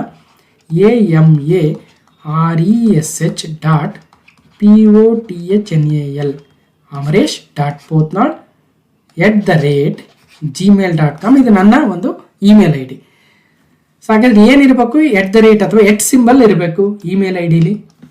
ಸೊ ಅದಾದ್ಮೇಲೆ ಯಾವ ಕಂಪ್ನಿ ಇಮೇಲ್ ID ಅಂತ ಇರಬೇಕು ಮತ್ತು ಯಾವ ಪರ್ಸನ್ ಅಂತ ಹಿಂದ್ಗಡೆ ಇರಬೇಕು. ಸೊ ಹಾಗಾದ್ರೆ ಮೊದಲನೇ ಆಪ್ಷನ್ ನೋಡೋಣ, @ ಇದೆ ಬಟ್ ಯಾಶ್ ಇದೆ, ಇದು ಬರಂಗಿಲ್ಲ. gmail.com ಅಂತ ಬರಬೇಕು ಆ ಥರ. ಸೊ ನೆಕ್ಸ್ಟು ಇಲ್ಲೊಂದಿದೆ C ಆಪ್ಷನಲ್ಲಿ @ ಇಲ್ವೇ ಇಲ್ಲ. ಇದರಲ್ಲಿ ಏನಿದೆ .com ಅಂತಿದೆ. ಇದು ಸ್ವಲ್ಪ ನೋಡೋಕೆ ಸರಿ ಇದೆ ಬಟ್ ಯಾವ ವೆಬ್ಸೈಟ್ ಅಂತ ಬರಬೇಕು. ಸೊ ಹಾಗಾಗಿ info@website.com is A right answer. ಅಂದರೆ ಈಗ ಇನ್ಫೋದಲ್ಲಿ amaresh.pothnal ಹಾಕೋಣ, @ ವೆಬ್ಸೈಟ್ gmail.com ಹಾಕಿದ್ರೆ ಸರಿ ಹೋಗುತ್ತೆ ಆ ಥರ. ಸೊ ಹಾಗಾಗಿ ಸರಿಯಾದ ಉತ್ತರ ಗೊತ್ತಾಯಿತು. ಇನ್ನು ಎಲೆಕ್ಟ್ರಾನಿಕ್ ಮೇಲ್ ಅಥವಾ ಇಮೇಲ್ ಸಂದರ್ಭದಲ್ಲಿ ಸೈನ್ ಅಪ್ ಮಾಡುವ ಅರ್ಥವೇನು? ಅಂದರೆ ಸೈನ್ ಅಪ್ ಅಂದ್ರೆ ಏನು? ಈಗ ಇಮೇಲ್ನ ನೀವು ಕಳಿಸ್ಬೇಕಾದ್ರೆ ಸೈನ್ ಅಪ್ ಅಂದರೆ ಏನು ಅಂತ ಕೇಳ್ತಾ ಇದ್ದಾರೆ. ಸೊ ಸೆಂಡಿಂಗ್ ಎನ್ ಇಮೇಲ್, ಸರಿಯಾದ ಉತ್ತರ ಹೇಳ್ತೀನಿ, ಕ್ರಿಯೇಟಿಂಗ್ ಎ ನ್ಯೂ ಇಮೇಲ್ ಅಕೌಂಟಲ್ಲಿ ನಾವು ಸೈನ್ ಅಪ್ ಅಂತೀವಿ. ಸೊ ನಿಮಗೆ ಜಿಮೇಲ್ ಇಲ್ಲ ಅಂತ ತಿಳ್ಕೊಳ್ರಿ, ಅಥವಾ ಇನ್ನೊಂದು ಹೊಸ ಜಿಮೇಲ್ ಬೇಕು, ಅವಾಗಲ್ಲಿ ಜಿಮೇಲ್ಗೆ ಸೈನ್ ಇನ್ ಆಗಿ ಅಥವಾ ಕೆಳಗಡೆ ಕ್ರಿಯೇಟ್ ನ್ಯೂ ಗೂಗಲ್ ಅಕೌಂಟ್ ಅಂತ ಇರುತ್ತೆ. ಅಲ್ಲಿ ಕ್ಲಿಕ್ ಮಾಡಿದ್ರೆ ನಿಮ್ಮ ಫಸ್ಟ್ ನೇಮು ಲಾಸ್ಟ್ ನೇಮ್ ಕೇಳುತ್ತೆ, ಯೂಸರ್ ನೇಮ್ ಹಾಕಿ @gmail, ನಂಬರ್ ಕೇಳುತ್ತೆ, ಪಾಸ್ವರ್ಡ್ ಕನ್ಫರ್ಮ್ ಮಾಡಿ, ಈಗ ಫೋನ್ ನಂಬರ್ ಎಲ್ಲ ಕೇಳುತ್ತೆ, ಅಲ್ಲೊಂದು ನಂಬರ್ ಬರುತ್ತೆ, ಆ ನಂಬರ್ ಹಾಕಬೇಕು, ಕೊನೆಗೆ ಇಮೇಲ್ ಕ್ರಿಯೇಟ್ ಆಗುತ್ತೆ. ಇದನ್ನು ಸೈನ್ ಅಪ್ ಅಂತೀವಿ. ಸೈನ್ ಅಪ್ ಆದಮೇಲೆ ಇಮೇಲ್ ID ಕ್ರಿಯೇಟ್ ಆಗುತ್ತೆ. ಆ ಇಮೇಲ್ ID ಬಳಸಿ ನೆಕ್ಸ್ಟ್ ಸೈನ್ ಇನ್ ಆಗ್ತಾ ಇರೋದು ಅಲ್ವಾ. ಸೊ ಎಲೆಕ್ಟ್ರಾನಿಕ್ ಇಮೇಲಲ್ಲಿ ಮತ್ತೊಂದು ಕ್ವಶನ್ ಕೇಳಿದರೆ, ಎಲೆಕ್ಟ್ರಾನಿಕ್ ಮೇಲ್ ಅಥವಾ ಇಮೇಲ್ನಲ್ಲಿ ನೀವು ಕಳುಹಿಸಿದ ಎಲ್ಲ ಸಂದೇಶಗಳನ್ನು ಯಾವ ಫೋಲ್ಡರ್ನಲ್ಲಿ ಇರಿಸಲಾಗುತ್ತದೆ? All messages send by you are placed in which folder? ನಾವೀಗ ಇಮೇಲ್ ಸೆಂಡ್ ಮಾಡಿರ್ತೀವಿ, ಯಾವ ಫೋಲ್ಡ್ರಲ್ಲಿ ಇರ್ತವೆ? ನಮಗೆ ಬಂದಿರೋ ಮೇಲ್ಸ್ ಯಾವ ಫೋಲ್ಡ್ರಲ್ಲಿ ಇರ್ತವೆ ಅಲ್ವಾ. ಜಸ್ಟ್ ಒಂದು ಇಲ್ಲಿ ನೋಡಿ, ನಮ್ಮ ಇಮೇಲಲ್ಲಿ ಇನ್ಬಾಕ್ಸ್ ಅಂತ ಇರುತ್ತೆ, ಸೆಂಟ್ ಮೇಲ್ ಅಂತ ಇರುತ್ತೆ, ಆಲ್ ಮೇಲ್ಸ್ ಅಂತ ಇರ್ತವೆ, ಸ್ಪ್ಯಾಮ್ ಅಂತ ಇರ್ತವೆ ಅಲ್ವಾ. ಇನ್ಬಾಕ್ಸ್ ಅಂದರೆ ನಮಗೆ ಬಂದಿರೋ ಮೇಲ್ಗಳೆಲ್ಲ ಇನ್ಬಾಕ್ಸ್ ಬರ್ತವೆ, ನಾವು ಕಳಿಸಿರೋ ಬೇರೆಯವ್ರಿಗೆ ಕಳಿಸಿರೋ ಮೇಲ್ಗಳು ಸೆಂಟ್ ಮೇಲಲ್ಲಿ ಇರ್ತವೆ. ಇನ್ನು ಸ್ಪ್ಯಾಮ್ ಅಂದರೆ ಯಾವ್ದಾದ್ರು ಅನ್ವಾಂಟೆಡ್ ಮೇಲ್ ಇದ್ದಾಗ ಸ್ಪ್ಯಾಮಲ್ಲಿ ಸೇರಿರ್ತವೆ. ಹೀಗೆ ನಾವು ಇಮೇಲ್ನಲ್ಲಿ ಕಳುಹಿಸಿದ ಎಲ್ಲ ಸಂದೇಶಗಳನ್ನು ಯಾವ ಫೋಲ್ಡರ್ನಲ್ಲಿ ಇರಿಸಲಾಗುತ್ತದೆ? Sent mails, inbox, spam, drafts ಅಂದರೆ ಸೆಂಟ್ ಮೇಲಲ್ಲಿ ಇರ್ತವೆ. ಡ್ರಾಫ್ಟಲ್ಲಿ ಏನಿರ್ತಾವೆ ಅಂದರೆ ನಾವಿನ್ನೂ ಮೇಲ್ನ ಕ್ರಿಯೇಟ್ ಮಾಡಿರ್ತೀವಿ ಬಟ್ ಇನ್ನೂ ಕಳಿಸಿರಲ್ಲ, ಅದು ಡ್ರಾಫ್ಟಲ್ಲಿ ಸೇವ್ ಆಗಿರುತ್ತೆ. Not sent, created but not sent. ಇನ್ನು ಕಂಪ್ಯೂಟರ್ ಹಾರ್ಡ್ವೇರ್ ಮತ್ತು ಕಂಪ್ಯೂಟರ್ ಬಳಕೆದಾರರ ನಡುವೆ ಇರುವ ಪದರವನ್ನು ಹೀಗೆ ಕರೆಯಲಾಗುತ್ತದೆ. ನಾನು ಆಲ್ರೆಡಿ ಹೇಳ್ತಾ ಇದ್ದೆ, ಕೆಳಗಡೆ ಕೀಬೋರ್ಡ್ ಇದೆ, ಮೌಸ್ ಇದೆ, CPU ಇದೆ, ಅಥವಾ ಪ್ರಿಂಟರ್ ಇದೆ, ಸ್ಕ್ಯಾನರ್ ಇದೆ, ಈಗ ಸಾಕಷ್ಟು ಹಾರ್ಡ್ವೇರ್ ಡಿವೈಸಸ್ಗಳಿದ್ದಾವೆ. ಮೇಲ್ಗಡೆ ಕಂಪ್ಯೂಟರ್ ಬಳಕೆದಾರರು ಇದ್ದೀವಿ. ಇವೆರಡರ ಮಧ್ಯೆ ಒಂದು ಕಮ್ಯುನಿಕೇಷನ್ ಮಾಡೋದಕ್ಕೆ, ಒಂದು ಒಳ್ಳೆಯ ಬಾಂಧವ್ಯವನ್ನು ಮಾಡೋದಕ್ಕಿರ್ತಕ್ಕಂಥ ಸಾಫ್ಟ್ವೇರ್ನ ಹೆಸರು device driver, keyboard, operating system, monitor. ಅಂದರೆ ಆಪರೇಟಿಂಗ್ ಸಿಸ್ಟಮ್ ಆಗುತ್ತೆ. ಇದೊಂದು ಮಿಡಲ್ ಮ್ಯಾನ್ ಅಂತ ಹೇಳ್ತಾ ಇದೆ. ಕರೆಕ್ಟ್. ಸೊ ಮೈಕ್ರೋಸಾಫ್ಟ್ ವಿಂಡೋಸ್ ಆಗಿರ್ಬೋದು, ಲಿನಕ್ಸ್ ಆಗಿರ್ಬೋದು, ಮ್ಯಾಕ್ OS ಆಗಿರ್ಬೋದು, ಇವೆಲ್ಲವೂ ಆಪರೇಟಿಂಗ್ ಸಿಸ್ಟಮ್ನ ಉದಾಹರಣೆಗಳಾಗ್ತವೆ. ಮೊಬೈಲಲ್ಲೂ ಆ್ಯಂಡ್ರಾಯ್ಡು, iOS ಅಂತಕ್ಕಂಥ ಆಪರೇಟಿಂಗ್ ಸಿಸ್ಟಮ್ಗಳು ಇರ್ತವೆ. ಕೆಳಗಿನವುಗಳಲ್ಲಿ ಯಾವುದು ಕಂಪ್ಯೂಟರ್ನ ಇನ್ಪುಟ್ ಸಾಧನವಾಗಿದೆ? Which of the following is an input device for the computer? Input ಅಂದರೆ ಏನು ಹೇಳ್ತಾ ಇದೆ? ಕಂಪ್ಯೂಟರ್ಗೆ ಇನ್ಫಾರ್ಮೇಷನ್ನ ಕೊಡೋದು. ಕೀಬೋರ್ಡ್ ಇದ್ರೆ ನಾವು ನಂಬರ್ಸನ್ನು ಟೈಪ್ ಮಾಡ್ಬೋದು, ಅಥವಾ ಮೌಸ್ ಇದ್ರೆ ಕ್ಲಿಕ್ ಮಾಡ್ಬೋದು. ಇವೆಲ್ಲ ಇನ್ಪುಟ್ ಡಿವೈಸ್. ಇಲ್ಲಿ ಯಾವ್ದು ಕೊಟ್ಟಿದ್ದಾರೆ? ಪ್ಲಾಟರಿಂದ ಏನಾಗುತ್ತೆ, ನಾವು ಬ್ಯಾನರ್ಗೆ ಏನಾದ್ರು ಪ್ರಿಂಟ್ ಮಾಡ್ತೀವಲ್ವಾ, ಹಾಗಾಗಿ ಪ್ರಿಂಟ್ ಆಗಿ ಹೊರಗೆ ಬರುತ್ತೆ. ಇದೊಂದು ಔಟ್ಪುಟ್ ಡಿವೈಸು. ಓಕೆ. ಸೊ ಅದೇ ಥರ ಪ್ರಿಂಟರ್ ಎರಡು ಪ್ರಿಂಟರ್ ಔಟ್ಪುಟ್ ಡಿವೈಸ್ಗಳೇ. ಇನ್ನು LED TV ಅದೇನು ಮಾಡುತ್ತೆ? ಅದು ಕೂಡ TV ಹೊರಗಡೆ ತೋರಿಸುತ್ತೆ, ಔಟ್ಪುಟ್ ಡಿವೈಸ್. ಇನ್ನು ಲೈಟ್ ಪೆನ್ ಇರುತ್ತಲ್ವ, ಆ ಲೈಟ್ ಪೆನ್ ಒಂದು ಇನ್ಪುಟ್ ಡಿವೈಸ್ ಆಗುತ್ತೆ. ಈಗ ಸ್ಟೈಲಸ್ ಅಂತ ಒಂದೊಂದು ಮೊಬೈಲ್ ಇರ್ತವೆ, ಅವರು ಪಕ್ಕದಲ್ಲಿ ಒಂದು ಪೆನ್ ಥರ ಇಟ್ಟಿರ್ತಾರೆ. ಅದನ್ನು ತಗೊಂಡು ಈ ಥರ ಅದನ್ನು ನಮ್ಮ ಬೆರಳುಗಳಿಂದ ಅಲ್ಲ, ಬದಲಾಗಿ ಆ ಪೆನ್ನನ್ನು ಬಳಸ್ತಾರೆ. ಅದನ್ನು kind of A light pen ಅನ್ಬೋದು, ಆ್ಯಕ್ಚುಲಿ ಸ್ಟೈಲಸ್ ಅಂತೀವಿ. ಸೊ ಈ ಥರ ಒಟ್ಟಿನಲ್ಲಿ ಕಂಪ್ಯೂಟರ್ಗೆ ಇನ್ಪುಟ್ ಕೊಡ್ತಕ್ಕಂಥ ಸಾಧನ ಕೊಟ್ಟಿರ್ತಕ್ಕಂಥವುಗಳಲ್ಲಿ ಲೈಟ್ ಪೆನ್ನು ಸರಿಯಾದ ಉತ್ತರವಾಗುತ್ತೆ. ಓಕೆ. ಸೊ ಮತ್ತೆ ಇನ್ಪುಟ್ ಡಿವೈಸ್ ಯಾವ್ಯಾವು, ಔಟ್ಪುಟ್ ಡಿವೈಸ್ ಯಾವ್ಯಾವು ಅಂತ ಇಲ್ಲಿದ್ದಾವೆ, ನೋಡ್ಕೋಬಹುದು. 43 ಕ್ವೆಶನ್. ಕೆಳಗಿನವುಗಳಲ್ಲಿ ಯಾವುದು ಆಪರೇಟಿಂಗ್ ಸಿಸ್ಟಮ್ ಆಗಿದೆ? Microsoft Word, Excel, Access, Windows. ಅಂದರೆ ಮೈಕ್ರೋಸಾಫ್ಟ್ ವಿಂಡೋಸೇ ಸರಿಯಾದದ್ದು ಆಪರೇಟಿಂಗ್ ಸಿಸ್ಟಮ್. ಮತ್ತು ವರ್ಡ್, ಎಕ್ಸೆಲ್ ಅವೇನು ಸರ್ ಅಂದರೆ ಅವು ಅಪ್ಲಿಕೇಶನ್ಸ್. ವರ್ಡಿಂದ ನಾವೇನು ಮಾಡ್ಬೋದು? ಲೆಟರ್ ರೆಡಿ ಮಾಡ್ಬೋದು. ಅದು ಬಿಟ್ಟು ವರ್ಡು CPU ಮ್ಯಾನೇಜ್ ಮಾಡೋದಾಗಲಿ, ಇನ್ಪುಟ್ ಡಿವೈಸಸ್ನ ಔಟ್ಪುಟ್ ಡಿವೈಸ್ ಮ್ಯಾನೇಜ್ ಮಾಡೋದು ವರ್ಡು, ಎಕ್ಸೆಲ್, ಆಕ್ಸೆಸ್ಸಿಂದ ಆಗಲ್ಲ. ಅವೆಲ್ಲ ಸಾಫ್ಟ್ವೇರ್ಗಳು. ಮೈಕ್ರೋಸಾಫ್ಟ್ ವಿಂಡೋಸ್ ಅನ್ನೋದು ಒಂದು operating system software.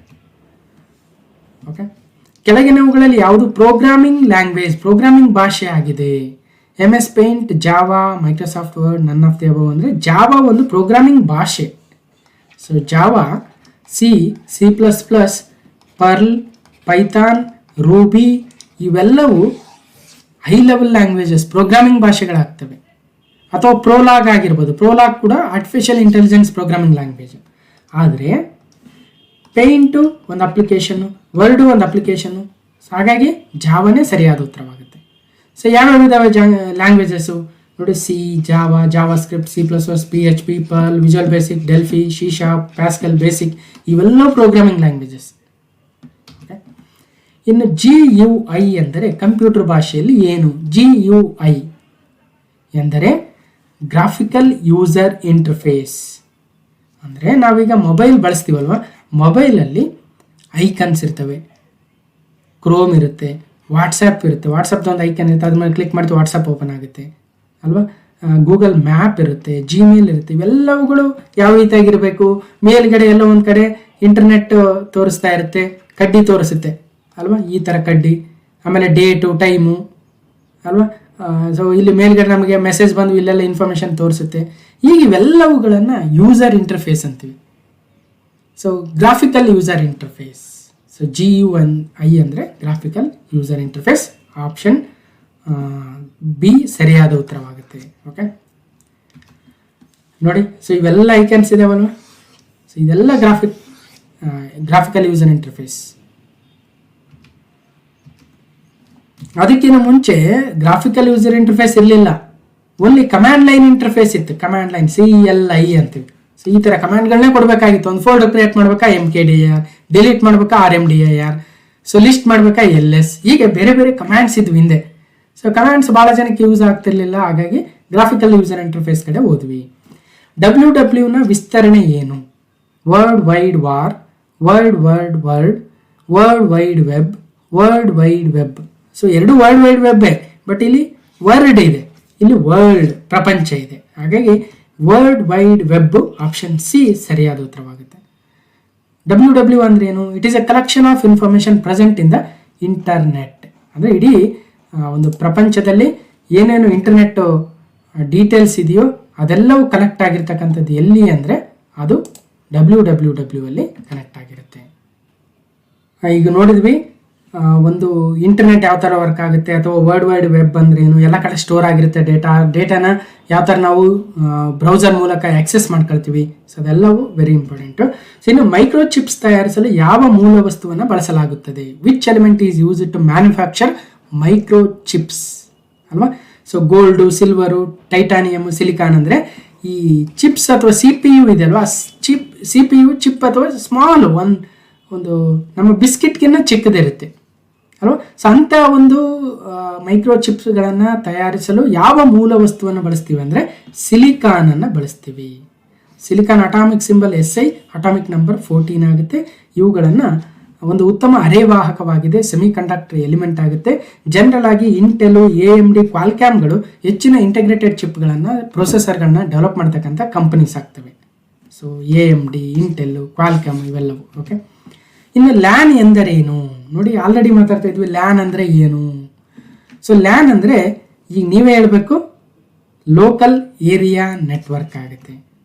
Local area network ಅಂದರೆ ಒಂದು ಊರಲ್ಲಿ ಒಂದು ಕಂಪ್ಯೂಟ್ರು ಅಥವಾ ಒಂದು ಬಿಲ್ಡಿಂಗಲ್ಲಿ ಒಂದು ಎಲ್ಲ ಕಂಪ್ಯೂಟರ್ಗಳನ್ನ ಕನೆಕ್ಟ್ ಮಾಡೋದು, ಅಥವಾ ಒಂದು ಆಫೀಸಲ್ಲಿ ಎಲ್ಲ ಕಂಪ್ಯೂಟರ್ಗಳನ್ನ ಕನೆಕ್ಟ್ ಮಾಡೋದು, ಅಥವಾ ಒಂದು ಯೂನಿವರ್ಸಿಟಿಯಲ್ಲಿ ಒಂದು ಕಾಲೇಜಲ್ಲಿ ಒಂದು ಕಂಪ್ಯೂಟರ್ನ ಕನೆಕ್ಟ್ ಮಾಡಿದರೆ ಅದನ್ನು ಲ್ಯಾನ್ ಅಂತೀವಿ. ಇನ್ನು ನಮ್ಮ ಸುತ್ತಮುತ್ತಲ ಪ್ರದೇಶದಲ್ಲಿ ಕಂಪ್ಯೂಟರ್ಗಳನ್ನ ಕನೆಕ್ಟ್ ಮಾಡಿದರೆ ಅದನ್ನು ಪರ್ಸನಲ್ ಏರಿಯಾ ನೆಟ್ವರ್ಕ್ ಅಂತೀವಿ. ಅಂದರೆ ನಾವು ಮೊಬೈಲಿಂದ ಕಂಪ್ಯೂಟರ್ ಕನೆಕ್ಟ್ ಮಾಡ್ಕೊಂಡಿರ್ತೀವಿ ಥ್ರೂ ಹಾಟ್ಸ್ಪಾಟು. ನಮ್ಮ ಫ್ರೆಂಡು ಹಾಟ್ಸ್ಪಾಟಿಂದ ನಾನು ಕನೆಕ್ಟ್ ಮಾಡ್ಕೊಂಡಿರ್ತೀನಿ, ಅದು ಪರ್ಸನಲ್ ಏರಿಯಾ ನೆಟ್ವರ್ಕು. ಅವನು ಆ ಫ್ರೆಂಡು ಸ್ವಲ್ಪ ದೂರ ಹೋದಷ್ಟು ನಮ್ಮ ನೆಟ್ವರ್ಕ್ ಕಡಿಮೆ ಆಗ್ತವೆ ಅಲ್ವಾ, ಆಮೇಲೆ ನೆಟ್ಟೆ ಹೋಗ್ಬಿಡುತ್ತೆ. ಸೊ ಹಾಗಾಗಿ personal area network, local area network, metro ಒಂದು ಸಿಟಿಯಲ್ಲಿ ಇರ್ತಕ್ಕಂಥ ನೆಟ್ವರ್ಕು, ಇಡೀ ಪ್ರಪಂಚದ ವೈಡ್ ಏರಿಯಾ ನೆಟ್ವರ್ಕ್, ಇವೆಲ್ಲವುಗಳು ತಮ್ಮದೇ ಆಗಿರ್ತಕ್ಕಂಥ ವಿಸ್ತಾರವನ್ನು ಹೊಂದಿದ್ದಾವೆ. Right? So wide area network, metropolitan area network MAN, local area network LAN, personal area network PAN. Computer ಒಂದು ಯಾವ ರೀತಿಯ ಸಾಧನ? What is computer? Is an electronic device. ಇದು ಒಂದು ಎಲೆಕ್ಟ್ರಾನಿಕ್ ಡಿವೈಸ್ ಆಗಿದೆ. ಕಂಪ್ಯೂಟರ್ ಎಂಬ ಪದವು ಕಂಪ್ಯೂಟ್ ಪದದಿಂದ ಬಂದಿದೆ. ಇದರ ಅರ್ಥ ಏನು? The word computer comes from the word compute, which means it means to assume, to input, to combine, to calculate. ಅಂದರೆ ಟು ಕ್ಯಾಲ್ಕುಲೇಟ್ ಆಗುತ್ತೆ. ಓಕೆ, ಕಂಪ್ಯೂಟರ್ ಪದವನ್ನು ಯಾವ ಕೆಳಗಿನ ಭಾಷೆಯಿಂದ ಪಡೆಯಲಾಗಿದೆ? Greek, English, Spanish, Latin. ಅಂದರೆ ಲ್ಯಾಟಿನ್ ಭಾಷೆಯಿಂದ ಕಂಪ್ಯೂಟರ್ ಅಂತಕ್ಕಂಥ ಪದ ಬಂದಿದೆ. ಕಂಪ್ಯೂಟ್ ಅಂತಕ್ಕಂಥ ಪದದಿಂದ ಅದು ಬಂದಿರೋದ್ರಿಂದ ಟು ಕ್ಯಾಲ್ಕುಲೇಟ್ ಎನ್ನುವುದು ಅದರ ಮೀನಿಂಗ್ ಆಗುತ್ತೆ. ಇನ್ನು ಕಂಪ್ಯೂಟರ್ಗೆ ಸಂಬಂಧಪಟ್ಟಂತೆ AI ನ ವಿಸ್ತೃತ ರೂಪವೇನು? ಸೊ 2020 ಸಿವಿಲ್ PSI ಕೇಳಿದ್ದಾನೆ. AI ಸ್ಟ್ಯಾಂಡ್ಸ್ ಫಾರ್, ಇವಾಗಂತೂ AI ಭಾಳ ಈಸಿ ಆಗ್ಬಿಟ್ಟಿದೆ. 2020 ಮೋಸ್ಟ್ಲಿ ಡಿಫಿಕಲ್ಟ್ ಇತ್ತೇನೋ AI ನ ವಿಸ್ತೃತ ರೂಪ ಬರೆಯೋದು. ಬಟ್ ಇವಾಗ automatic instruments, artificial intelligence, automated intelligence, ಇವುಗಳಲ್ಲಿ ಯಾವುದೂ ಅಲ್ಲ ಅಂದರೆ ಈಗ ಕಣ್ಮುಚ್ಕೊಂಡು ಹಾಕ್ತೀವಿ, ಆರ್ಟಿಫಿಷಿಯಲ್ ಇಂಟೆಲಿಜೆನ್ಸ್ AI ನ ವಿಸ್ತೃತ ರೂಪವಾಗಿದೆ. ಆರ್ಟಿಫಿಷಿಯಲ್ ಇಂಟೆಲಿಜೆನ್ಸ್ ಸ್ವಲ್ಪ ವೈಡ್, ಅದರೊಳಗಡೆ ಮತ್ತೆ ಮಷಿನ್ ಲರ್ನಿಂಗ್ ಅಂತ ಬರುತ್ತೆ, ಅದರೊಳಗಡೆ ಮತ್ತೆ ಡೀಪ್ ಲರ್ನಿಂಗ್ ಅಂತ ಬರ್ತವೆ. ಹೀಗೆ ಸಾಕಷ್ಟು ಕಂಪ್ಯೂಟಿಂಗ್ ಸಿಸ್ಟಮ್ಸ್ ಇವತ್ತು ಅಡ್ವಾನ್ಸ್ ಆಗ್ತಾ ಇದ್ದಾವೆ. ಓಕೆ, ICERT ಇದರ ವಿಸ್ತೃತ ರೂಪವೇನು? ಸಿವಿಲ್ PSI 2020 ಕೇಳಿದರೆ ICERT ಯ ವಿಸ್ತೃತ ರೂಪ Indian computer emergency response team ಆಗುತ್ತೆ. ಇದು ನಮ್ಮ ದೇಶದಲ್ಲಿ ಏನಾದರೂ ಸೈಬರ್ ಕ್ರೈಮ್ ಅಟ್ಯಾಕ್ಸ್ ಆದಾಗ ಅಥವಾ ಏನಾದರೂ ಸೆಕ್ಯೂರಿಟಿ ಇನ್ಸಿಡೆಂಟ್ಸ್ ಆದಾಗ ಒಂದು ನೋಡಲ್ ಏಜೆನ್ಸಿ ಆಗಿ CERT-IN ಕೆಲಸ ಮಾಡ್ತಾ ಇದೆ. CERT-IN ಅಂದರೆ ಇಂಡಿಯನ್ ಸೈಬರ್ ಕಮ್ಯುನಿಟಿ ಒಂದು ಏಜೆನ್ಸಿ ಆಗುತ್ತೆ. 2004 ಸ್ಥಾಪನೆ ಆಗಿತ್ತು. Indian computer emergency response team ಕೇಂದ್ರದ ಎಲೆಕ್ಟ್ರಾನಿಕ್ಸ್ ಆ್ಯಂಡ್ ಇನ್ಫಾರ್ಮೇಷನ್ ಟೆಕ್ನಾಲಜಿ ಸಚಿವಾಲಯದ ಅಡಿಯಲ್ಲಿ ಬರುತ್ತೆ. ICERT ಯಾವುದರ ಮೂಲಕ ಇಂಟರ್ನೆಟ್ಟಲ್ಲಿ ಕಂಪ್ಯೂಟರ್ನ ಅನನ್ಯವಾಗಿ ಗುರುತಿಸಲಾಗುವುದು? 2019 PSI ಸಿವಿಲ್ PSI ಕೇಳಿದ್ದೇನೆ. Computer identified in internet uniquely using memory address, email address, IP address, virtual address. ಅಂದರೆ ಹಿಂದೆ ಕೂಡ PC ಕೇಳಿದ್ದ, PSI ಕೇಳಿದ್ದೇನೆ, ಸೇಮ್ ಕ್ವಶನ್ನು. ಈವನ್ ಆಪ್ಷನ್ ಕೂಡ ಏನು ವೇರಿ ಆಗಿಲ್ಲ. ಸೊ ಹಾಗಾಗಿ PSI PC ಎರಡನ್ನೂ ಪ್ರಿಪೇರ್ ಆಗ್ತಾ ಇರೋರು ಎರಡನ್ನೂ ಓದಬೇಕು. PC ಪ್ರಿಪೇರ್ ಆಗೋರು PSI ಪೇಪರ್ ಕೂಡ ಸಾಲ್ವ್ ಮಾಡಬೇಕು ಆದಷ್ಟು. ಓಕೆ, ಹೀಗೆ IP ಅಡ್ರೆಸ್ಸೇ ಸರಿಯಾದ ಉತ್ತರವಾಗುತ್ತೆ. ಕಂಪ್ಯೂಟರ್ಗಳಲ್ಲಿ ಇರ್ತಕ್ಕಂಥ IP ಅಡ್ರೆಸ್ ಮೂಲಕ ನಾವು ಇಂಟರ್ನೆಟ್ಟಲ್ಲಿ ಅದನ್ನು ಅನನ್ಯವಾಗಿ ಅಥವಾ ಯುನಿಕ್ ಆಗಿ ಗುರುತು ಮಾಡ್ಬೋದು. ಓಕೆ, ಸೊ ಅದರಲ್ಲಿ ಮತ್ತೆ IPv4 ಮತ್ತು IPv6 ಅಂತ ಬರುತ್ತೆ. V6 ಅನ್ನೋದು 128 ಬಿಟ್ IP ಅಡ್ರೆಸ್. IPv6ನಲ್ಲಿ ಎಷ್ಟು ಬಿಟ್ಗಳಿರ್ತವೆ ಅಂತ ಕೇಳ್ಬೋದು, 128. IPv4ನಲ್ಲಿ ಎಷ್ಟು ಬಿಟ್ಗಳಿರ್ತವೆ ಅಂತ ಕೇಳ್ಬೋದು, 32 ಬಿಟ್ಗಳಿರ್ತವೆ. ಓಕೆ, ಕೆಳಗಿನ ಯಾವುದು ಅಂತರ್ಜಾಲ ಕಾರ್ಯಕ್ರಮ ಅಥವಾ ಪರಿವಿಡಿಯ ಭಾಷೆ ಅಲ್ಲ? 2020 DRPC ಕೇಳಿದ್ದೀನಿ. Which of the following is not A programming language? Basic, C++, Java, Microsoft. ಅಂದರೆ ನೋಡಿ, ಬೇಸಿಕ್ ಒಂದು ಪ್ರೋಗ್ರಾಮಿಂಗ್ ಲ್ಯಾಂಗ್ವೇಜು, C++, ಜಾವಾಗಳ ಬಗ್ಗೆ ಗೊತ್ತು. ಮೈಕ್ರೋಸಾಫ್ಟ್ ಒಂದು ಪ್ರೋಗ್ರಾಮಿಂಗ್ ಲ್ಯಾಂಗ್ವೇಜ್ ಅಂದರೆ ಆ್ಯಕ್ಚುಲಿ ಮೈಕ್ರೋಸಾಫ್ಟ್ ಒಂದು ಕಂಪನಿ. ಆ ಕಂಪನಿ ವಿಂಡೋಸ್ ಆಪರೇಟಿಂಗ್ ಸಿಸ್ಟಮ್ ಇದೆ. ಆ ಕಂಪನಿದು ಬೇರೆ ಬೇರೆ ಪ್ರಾಡಕ್ಟ್ಸ್ ಇದ್ದಾವೆ ಅಲ್ವಾ. ವರ್ಡ್ ಬಳಸ್ತೀವಿ, ಎಕ್ಸೆಲ್ ಬಳಸ್ತೀವಿ, ಆಕ್ಸೆಸ್ ಬಳಸ್ತೀವಿ, ಔಟ್ಲುಕ್ ಬಳಸ್ತೀವಿ, ಎಲ್ಲವೂ ಮೈಕ್ರೋಸಾಫ್ಟ್ ಕಂಪನಿದೇ ಆಗುತ್ತೆ. So Microsoft is not A ಅಂತರ್ಜಾಲದ ಕಾರ್ಯಕ್ರಮ ಅಥವಾ ಪ್ರೋಗ್ರಾಮಿಂಗ್ ಲ್ಯಾಂಗ್ವೇಜ್ ಅಲ್ಲ. ಇನ್ನು ಮೈಕ್ರೋಸಾಫ್ಟ್ ವರ್ಡ್ ಡ್ಯಾಶ್ನ ಒಂದು ಉದಾಹರಣೆ DRPC 2020 ಕೇಳಿದ್ದಾರೆ. So Microsoft is an example of Microsoft word is an example of application software ಅಲ್ವಾ. ಸೊ ಅಪ್ಲಿಕೇಶನ್ ಸಾಫ್ಟ್ವೇರ್ ಮತ್ತು ಆಪರೇಟಿಂಗ್ ಸಿಸ್ಟಮ್ ಮಧ್ಯೆ ವ್ಯತ್ಯಾಸ ಇದೆ. ಆಪರೇಟಿಂಗ್ ಸಿಸ್ಟಮ್ ಇದ್ರೆ ಮಾತ್ರ ಅಪ್ಲಿಕೇಶನ್ ಸಾಫ್ಟ್ವೇರ್ ಅನ್ನಾಗೋದು. ಅಂದರೆ ಈಗ ನಮ್ಮ ಹತ್ರ ಒಂದು ಮೊಬೈಲ್ ಇದೆ, ಆ ಮೊಬೈಲಲ್ಲಿ ಆಂಡ್ರಾಯ್ಡು ಆಪರೇಟಿಂಗ್ ಸಿಸ್ಟಮ್ ಇದೆ. ಆಂಡ್ರಾಯ್ಡ್ ಆಪರೇಟಿಂಗ್ ಸಿಸ್ಟಮ್ನ ಇನ್ಸ್ಟಾಲ್ ಮಾಡಿ ಕಳಿಸ್ಬಿಡ್ತಾರೆ. ಅದರಲ್ಲಿ ವಾಟ್ಸಪ್ ಇರೋದಿಲ್ಲ, ಜಿಮೇಲ್ ಇರೋದಿಲ್ಲ, ಅಥವಾ ಇನ್ನೊಂದು ಯಾವುದೋ ಯೂಟ್ಯೂಬ್ ಇರೋದಿಲ್ಲ, ಇನ್ನೊಂದು ಯಾವುದೋ ಅಪ್ಲಿಕೇಶನ್ ಇರೋದಿಲ್ಲ. ನಾವೇನು ಮಾಡ್ತೀವಿ, ಪ್ಲೇಸ್ಟೋರ್ಗೆ ಹೋಗಿ ಡೌನ್ಲೋಡ್ ಮಾಡ್ಕೊಳ್ತೀವಿ ಅಲ್ವಾ. ಹಾಗಾಗಿ ಪ್ಲೇಸ್ಟೋರಲ್ಲಿ ಇರ್ತಕ್ಕಂಥ ಆ್ಯಪ್ಗಳಿದಾವಲ್ವ, ಅವೆಲ್ಲವುಗಳು ಅಪ್ಲಿಕೇಶನ್ ಸಾಫ್ಟ್ವೇರ್ಗಳೇ ಆಗ್ತವೆ. ಆದರೆ ಆಂಡ್ರಾಯ್ಡನ್ನು ನಾವು ಪ್ಲೇಸ್ಟೋರಿಂದ ಡೌನ್ಲೋಡ್ ಮಾಡ್ಕೊಳಕ್ಕಾಗಲ್ಲ. Android is a core operating system. ಅದಿದ್ರೆ ಮಾತ್ರ ಮೊಬೈಲ್ ಕಂಪ್ಯೂಟರ್ ವರ್ಕ್ ಆಗೋದು ಅಲ್ವಾ. ಸೊ ಅರ್ಥ ಆಯ್ತು ಅನ್ಕೊಳ್ತೀನಿ. ಸೊ ಇನ್ನು ಕ್ವಶನ್ ನಂಬರ್ 57, ಅಂತರ್ಜಾಲ ವೈರಾಣು ಅಥವಾ ವೈರಸ್ಸು ಒಂದು ಏನದು? ಕಂಪ್ಯೂಟರ್ ವೈರಸ್ ಅಂದ್ರೆ ಏನದು? ಅದೊಂದು ಹಾರ್ಡ್ವೇರಾ, ಅದೊಂದು ಸಾಫ್ಟ್ವೇರಾ, ಅದೊಂದು ಬ್ಯಾಕ್ಟೀರಿಯಾನ, ಅದೊಂದು ಫ್ರೀವೇರಾ? ಅಂದರೆ ಅದೊಂದು ಸಾಫ್ಟ್ವೇರ್ ಆಗುತ್ತೆ. ಹೌದಾ, ಕಂಪ್ಯೂಟರ್ ವೈರಸ್ ಒಂದು ಸಾಫ್ಟ್ವೇರ್ ಅಂದರೆ ಹೌದು, ಅದೊಂದು ಸಾಫ್ಟ್ವೇರ್. ಸಾಫ್ಟ್ವೇರ್ ಅಂದ್ರೇನು? ಪ್ರೋಗ್ರಾಮ್. ಆ ಪ್ರೋಗ್ರಾಮ್ ಏನು ಮಾಡುತ್ತೆ? ಹಾನಿ ಮಾಡುತ್ತೆ ನಮ್ಮ ಕಂಪ್ಯೂಟರ್ಗೆ. ಅದಕ್ಕೋಸ್ಕರ ಅದೊಂದು ಕೆಟ್ಟ ಸಾಫ್ಟ್ವೇರ್ ಅಷ್ಟೇ. ವರ್ಮ್ ಕೂಡ ಕೆಟ್ಟ ಸಾಫ್ಟ್ವೇರು, ಸ್ಪೈವೇರ್, ಪೆಗಾಸಸ್ ಕೂಡ ಕೆಟ್ಟ ಸಾಫ್ಟ್ವೇರು. ಇಲ್ಲಾಂದಿದ್ರೆ ಪೆಗಾಸಸ್ ಇನ್ಸ್ಟಾಲ್ ಆದ್ರೆ ಏನಾಗಿರುತ್ತೆ ಅನ್ಕೊಬೋದಾಗಿತ್ತು. ಬಟ್ ಅದು ಒಂಥರ ನಮ್ಮ ಮಾಹಿತಿಯನ್ನು ಕದಿಯುತ್ತೆ. ಹಾಗಾಗಿ ಇಟ್ಸ್ ಎ ಮೆಲಿಷಿಯಸ್ ಸಾಫ್ಟ್ವೇರ್ ಅಥವಾ ಮ್ಯಾಲ್ವೇರ್. ಅದೇ ಥರ ಕಂಪ್ಯೂಟರ್ ವೈರಸ್ ಇಸ್ ಎ ಮ್ಯಾಲ್ವೇರೇ ಆಗುತ್ತೆ. ಅದೊಂದು software, but it is a harm software. Okay, question number 58, world wide ವೆಬ್ಬನ್ನು ಪ್ರವೇಶಿಸಲು ಯಾವುದು ಮಾರ್ಗವಾಗಿದೆ? ನಾವು ಇಂಟರ್ನೆಟ್ಟನ್ನು ಪ್ರವೇಶ ಮಾಡಬೇಕು ಅಂದರೆ ಏನು ನಮಗೆ ದಾರಿ ಇರ್ತಕ್ಕಂಥದ್ದು ಯಾವುದು? ಸೊ ಬ್ರೌಸರ್ ಆಗುತ್ತೆ. ಬ್ರೌಸರ್ ಇದ್ರೇ ಇಂಟರ್ನೆಟ್. ನಿಮ್ಮ ಹತ್ರ ಕ್ರೋಮ್ ಇಲ್ಲ ಅಂದರೆ ಇಂಟರ್ನೆಟ್ ಎಂಥ ಮೊಬೈಲ್, ನೀವು ಚಿನ್ನದ ಕಟ್ಟ ಹಾಕ್ಸಿದ್ದೀನಿ ಸರ್, ನನ್ನ ಹತ್ರ ಭಾಳ ದುಡ್ಡಿದೆ, ಚಿನ್ನದಿಂದನೇ ಮೊಬೈಲ್ ಮಾಡಿಸಿದ್ದೀನಿ ಅಂದ್ರೂ ನೋ ಯೂಸ್, ಬ್ರೌಸರ್ ಇಲ್ಲ ಅಂದರೆ ಅಲ್ವಾ. Just for A joke. Okay, ಇನ್ನು ಯಾವ್ಯಾವ ಬ್ರೌಸರ್ಸ್ ಇದ್ದಾವೆ? ಕ್ರೋಮ್ ಭಾಳ ಯೂಸ್ ಮಾಡ್ತೀವಿ, ಇದೆ, ಫೈರ್ಫಾಕ್ಸ್ ಇದೆ, ಸಫಾರಿ ಇದೆ, ಆಂಡ್ರಾಯ್ಡ್ ಬ್ರೌಸರು ಇಲ್ಲ, ಒಪೆರಾ ಇದೆ, UC ಬ್ರೌಸರ್ ಇದೆ, ಹೀಗೆ ಬೇರೆ ಬೇರೆ ಬ್ರೌಸರ್ಸು ಇದ್ದಾವೆ. ಜಾಸ್ತಿ ನಾವು ಕ್ರೋಮ್ ಬಳಸ್ತೀವಿ. ಕ್ವಶನ್ ನಂಬರ್ 59, ಅಂತರ್ಜಾಲ ತಂತ್ರಜ್ಞಾನದಲ್ಲಿ DNS ಏನನ್ನು ಸೂಚಿಸುತ್ತದೆ? So DNS in internet technology stands for distributed name system, data name system, domain name system, dynamic name system. ಅಂದರೆ ಡೊಮೈನ್ ನೇಮ್ ಸಿಸ್ಟಮ್ DNS ಅಂದರೆ ಇಲ್ಲಿ ಏನಾಗುತ್ತೆ ನೋಡಿ, ಇಲ್ಲೊಂದು ಕಂಪ್ಯೂಟರ್ ಇದೆ. ಈ ಕಂಪ್ಯೂಟ್ರಲ್ಲಿ ನಾವು www.amazon.com ಅಂತ ಟೈಪ್ ಮಾಡಿದ್ವಿ ಅಂತ ತಿಳ್ಕೊಳ್ರಿ. ಅದು ಆ್ಯಕ್ಚುಲಿ ಫಸ್ಟ್ ಅಮೆಜಾನ್ ವೆಬ್ ಸರ್ವರ್ಗೆ ಹೋಗಲ್ಲ, ಬದಲಾಗಿ ಒಂದು DNS ಸರ್ವರ್ ಅಂತ ಇರುತ್ತೆ, ಅಲ್ಲಿಗೆ ಹೋಗುತ್ತೆ. ನೋಡಪ್ಪ, ಇವನು ಯಾರೋ www.amazon.com ಅಂತ ಟೈಪ್ ಮಾಡಿದ್ದೆ, ನನಗೇನು ಗೊತ್ತಾಗ್ತಾ ಇಲ್ಲ, ಯಾವ ಸರ್ವರ್ಗೆ ಹೋಗ್ಬೇಕು, ಯಾವ ಊರಲ್ಲಿದೆ ಅಂತ ಗೊತ್ತಾಗ್ತಾ ಇಲ್ಲ ಅಂತ DNS ಸರ್ವರ್ನ ಕೇಳುತ್ತೆ. ಆ DNS ಸರ್ವರ್ ಹೇಳುತ್ತೆ, ನೋಡೋ Amazon.com ಅದ್ರ ಅಡ್ರೆಸ್ ಏನಂದ್ರೆ IP ಅಡ್ರೆಸ್ಸು 10.1.0.1 ಅಂತ ಕೊಡುತ್ತೆ. ಅದು ಮತ್ತೆ ನಮ್ಮ ಕಂಪ್ಯೂಟರ್ ಬರುತ್ತೆ. ನಮ್ಮ ಬ್ರೌಸರ್ ಏನು ಮಾಡುತ್ತೆ, ಮತ್ತೆ ಆವಾಗ ಈ ಒಂದು IP ಅಡ್ರೆಸ್ ಇರ್ತಕ್ಕಂಥ ಪ್ಲೇಸ್ಗೆ ಹೋಗಿ ರಿಕ್ವೆಸ್ಟನ್ನು ಕೇಳುತ್ತೆ ಅಲ್ವಾ. ಹಾಗೆ ನಾವು ಎಲ್ಲ ವೆಬ್ಸೈಟ್ಗಳ 10.1.1. ಅಂತ IP ಅಡ್ರೆಸ್ ನೆನ್ಪಿಡೋಕೆ ಆಗೋದಿಲ್ಲ. ಅದಕ್ಕೋಸ್ಕರನೇ ಅವಕ್ಕೆ ನಾವು ನೇಮ್ ಕೊಡ್ತೀವಿ. Amazon.com, Flipkart.com, Google.com, Microsoft.com ಹೀಗೆ ಅಲ್ವಾ. ಅದೇ ಥರ ನಮಗೊಂದು ಆಧಾರ್ ನಂಬರ್ ಇದೆ, ಆಧಾರ್ ನಂಬರಿಂದಾನೇ ಕರಿಬೋದಾಗಿತ್ತಲ್ವ ನಮ್ಮನ್ನ. 1 2 3 4 5 6 7 3 4 1 ಕಮ್ಮಿ ಯಾರು ಅಂತ ಕರಿಬೋದಾಗಿತ್ತು. ಎಷ್ಟು ಜನದಂತ ಆಧಾರ್ ನಂಬರ್ ನೆನ್ಪಿಡಕ್ಕೆ ಸಾಧ್ಯ ನಮ್ಮ ಕೈಲಿ? ಅದಕ್ಕೋಸ್ಕರ ನಾವು ಹೆಸರುಗಳನ್ನ ಇಟ್ಕೊಂಡಿದ್ದೀವಿ. ಅಮರೇಶು, ಇನ್ನೊಬ್ಬ ಯಾರೋ ಮಹೇಶು, ಇನ್ನೊಬ್ಬ ಯಾರೋ ನಿಮ್ಮ ಹೆಸರುಗಳು. ಅವಾಗ ಗೊತ್ತಾಗುತ್ತೆ, ಓ ಅಮರೇಶ್ ಪೋತ್ನಾಳ್ ಅಂದರೆ ಆತ, ಮಹೇಶ್ ಅಂದರೆ ಈತ, ಇನ್ನೊಬ್ರು ಯಾರೋ ಯಶ್ ಅಂದರೆ ಈತ, ವಿರಾಟ್ ಕೊಹ್ಲಿ ಅಂದರೆ ಈತ, ಸಚಿನ್ ತೆಂಡೂಲ್ಕರ್, ದರ್ಶನ್, ಸುದೀಪ್ ಅಂತ ಹೆಸರು ಕೊಟ್ಕೊಂಡಿದ್ದೀವಿ ನೋಡ್ರಿ ಅಲ್ವಾ. ಎಲ್ರಿಗೂ ಆಧಾರ್ ನಂಬರ್ ಇದೆ, ನನಗೂ ಇದೆ, ದರ್ಶನ್ಗೂ ಇದೆ, ಯಶ್ಗೂ ಇದೆ, ಅಥವಾ ಸಚಿನ್ ತೆಂಡೂಲ್ಕರ್ಗೂ ಆಧಾರ್ ನಂಬರ್ ಇದೆ. ಆಧಾರ್ ನಂಬರಿಂದ ನಾವು ಕರೆಯೋಕ್ಕಾಗಲ್ವಲ್ಲ, ಅದಕ್ಕೋಸ್ಕರ ನಾವು ನೇಮನ್ನು ಕೊಟ್ಕೊಂಡಿದ್ದೀವಿ. ಅದೇ ಥರ ಎಲ್ಲ IP ಅಡ್ರೆಸ್ಗಳು, ಎಲ್ಲ ವೆಬ್ಸೈಟ್, ಸಾವಿರಾರು ವೆಬ್ಸೈಟ್ಗಳಿದ್ದಾವೆ, ಆ ಎಲ್ಲ ವೆಬ್ಸೈಟ್ಗಳ IP ಅಡ್ರೆಸ್ ನೆನ್ಪಿಡೋಕ್ಕಾಗುತ್ತಾ? ಆಗಲ್ಲ. ಸೊ ಅದಕ್ಕೋಸ್ಕರ ನಾವು ಅದಕ್ಕೆ ವೆಬ್ಸೈಟ್ಗೆ ನೇಮ್ಗಳನ್ನು ಕೊಟ್ಕೊಂಡಿದ್ದೀವಿ. ಹಾಗಾದರೆ ಈ DNS ಸರ್ವರಲ್ಲಿ ಏನಿರುತ್ತೆ ಅಂದರೆ, ವೆಬ್ಸೈಟ್ ನೇಮು ಅದರ IP ಅಡ್ರೆಸ್, ವೆಬ್ಸೈಟ್ ನೇಮು ಅದರ IP ಅಡ್ರೆಸ್, ವೆಬ್ಸೈಟ್ ನೇಮು ಅದರ IP ಅಡ್ರೆಸ್ ಅಂತ ಫುಲ್ ಲಿಸ್ಟೇ ಇರುತ್ತೆ. ನಾವೇನು ಟೈಪ್ ಮಾಡ್ತೀವಿ, ಫಸ್ಟ್ ನಮ್ಮ ಬ್ರೌಸರು ಗೂಗಲ್ ಕ್ರೋಮು DNS ಸರ್ವರಿಗೆ ಕಳಿಸ್ಬಿಡುತ್ತೆ.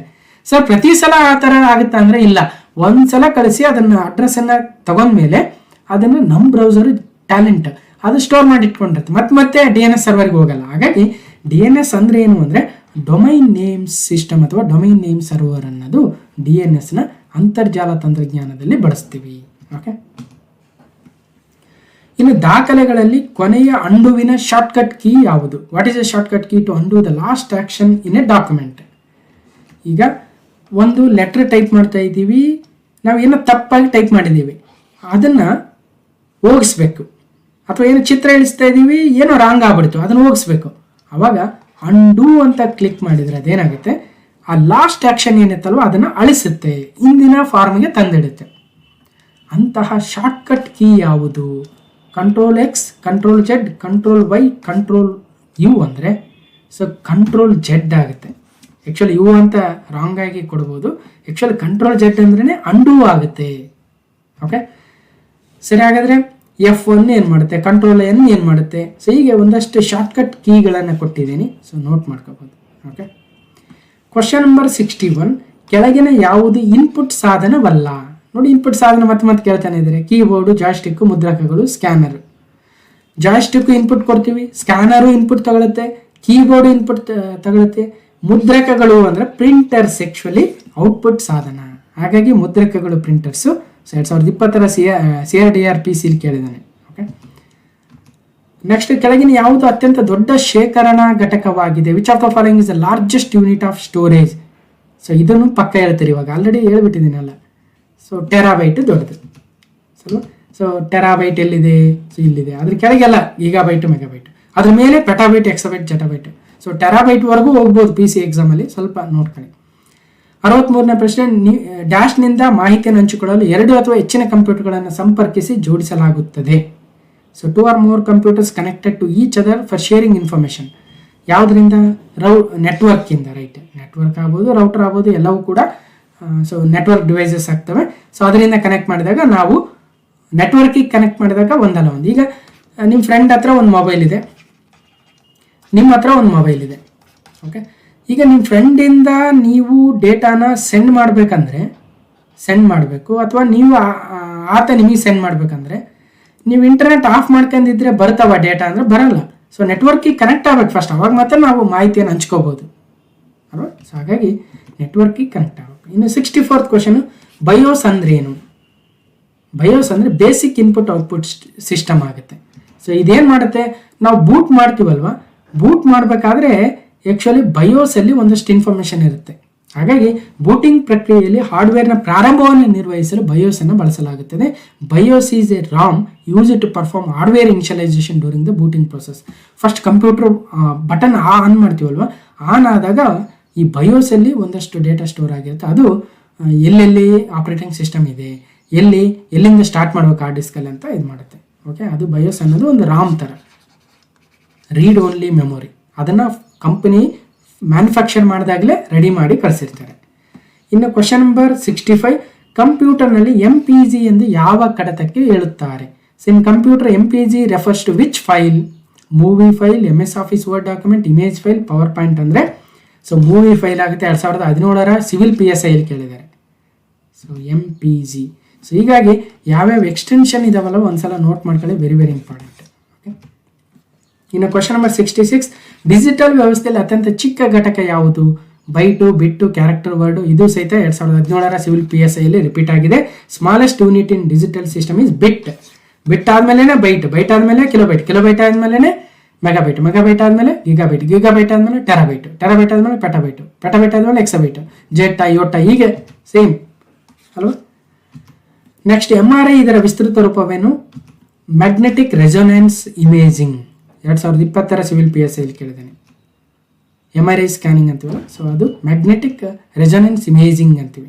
ಇನ್ನು ಮೊಬೈಲ್ ಟೆಲಿಫೋನ್ನಲ್ಲಿ GSM ಅಂದರೆ ಏನು? GSM ಅಂದರೆ so global system for mobile communication, GSM. Okay, ಅದಾದ ನಂತರ ಸಿಮ್. ಸೊ ಇದರ ವಿಸ್ತೃತ ರೂಪವೇನು ಅಂದರೆ ಸಿಮ್ ಅಂದರೆ ಸಬ್ಸ್ಕ್ರೈಬರ್ ಐಡೆಂಟಿಟಿ ಮಾಡ್ಯೂಲ್, ಸಿಮ್ ಆಗುತ್ತೆ. ಹೀಗೆ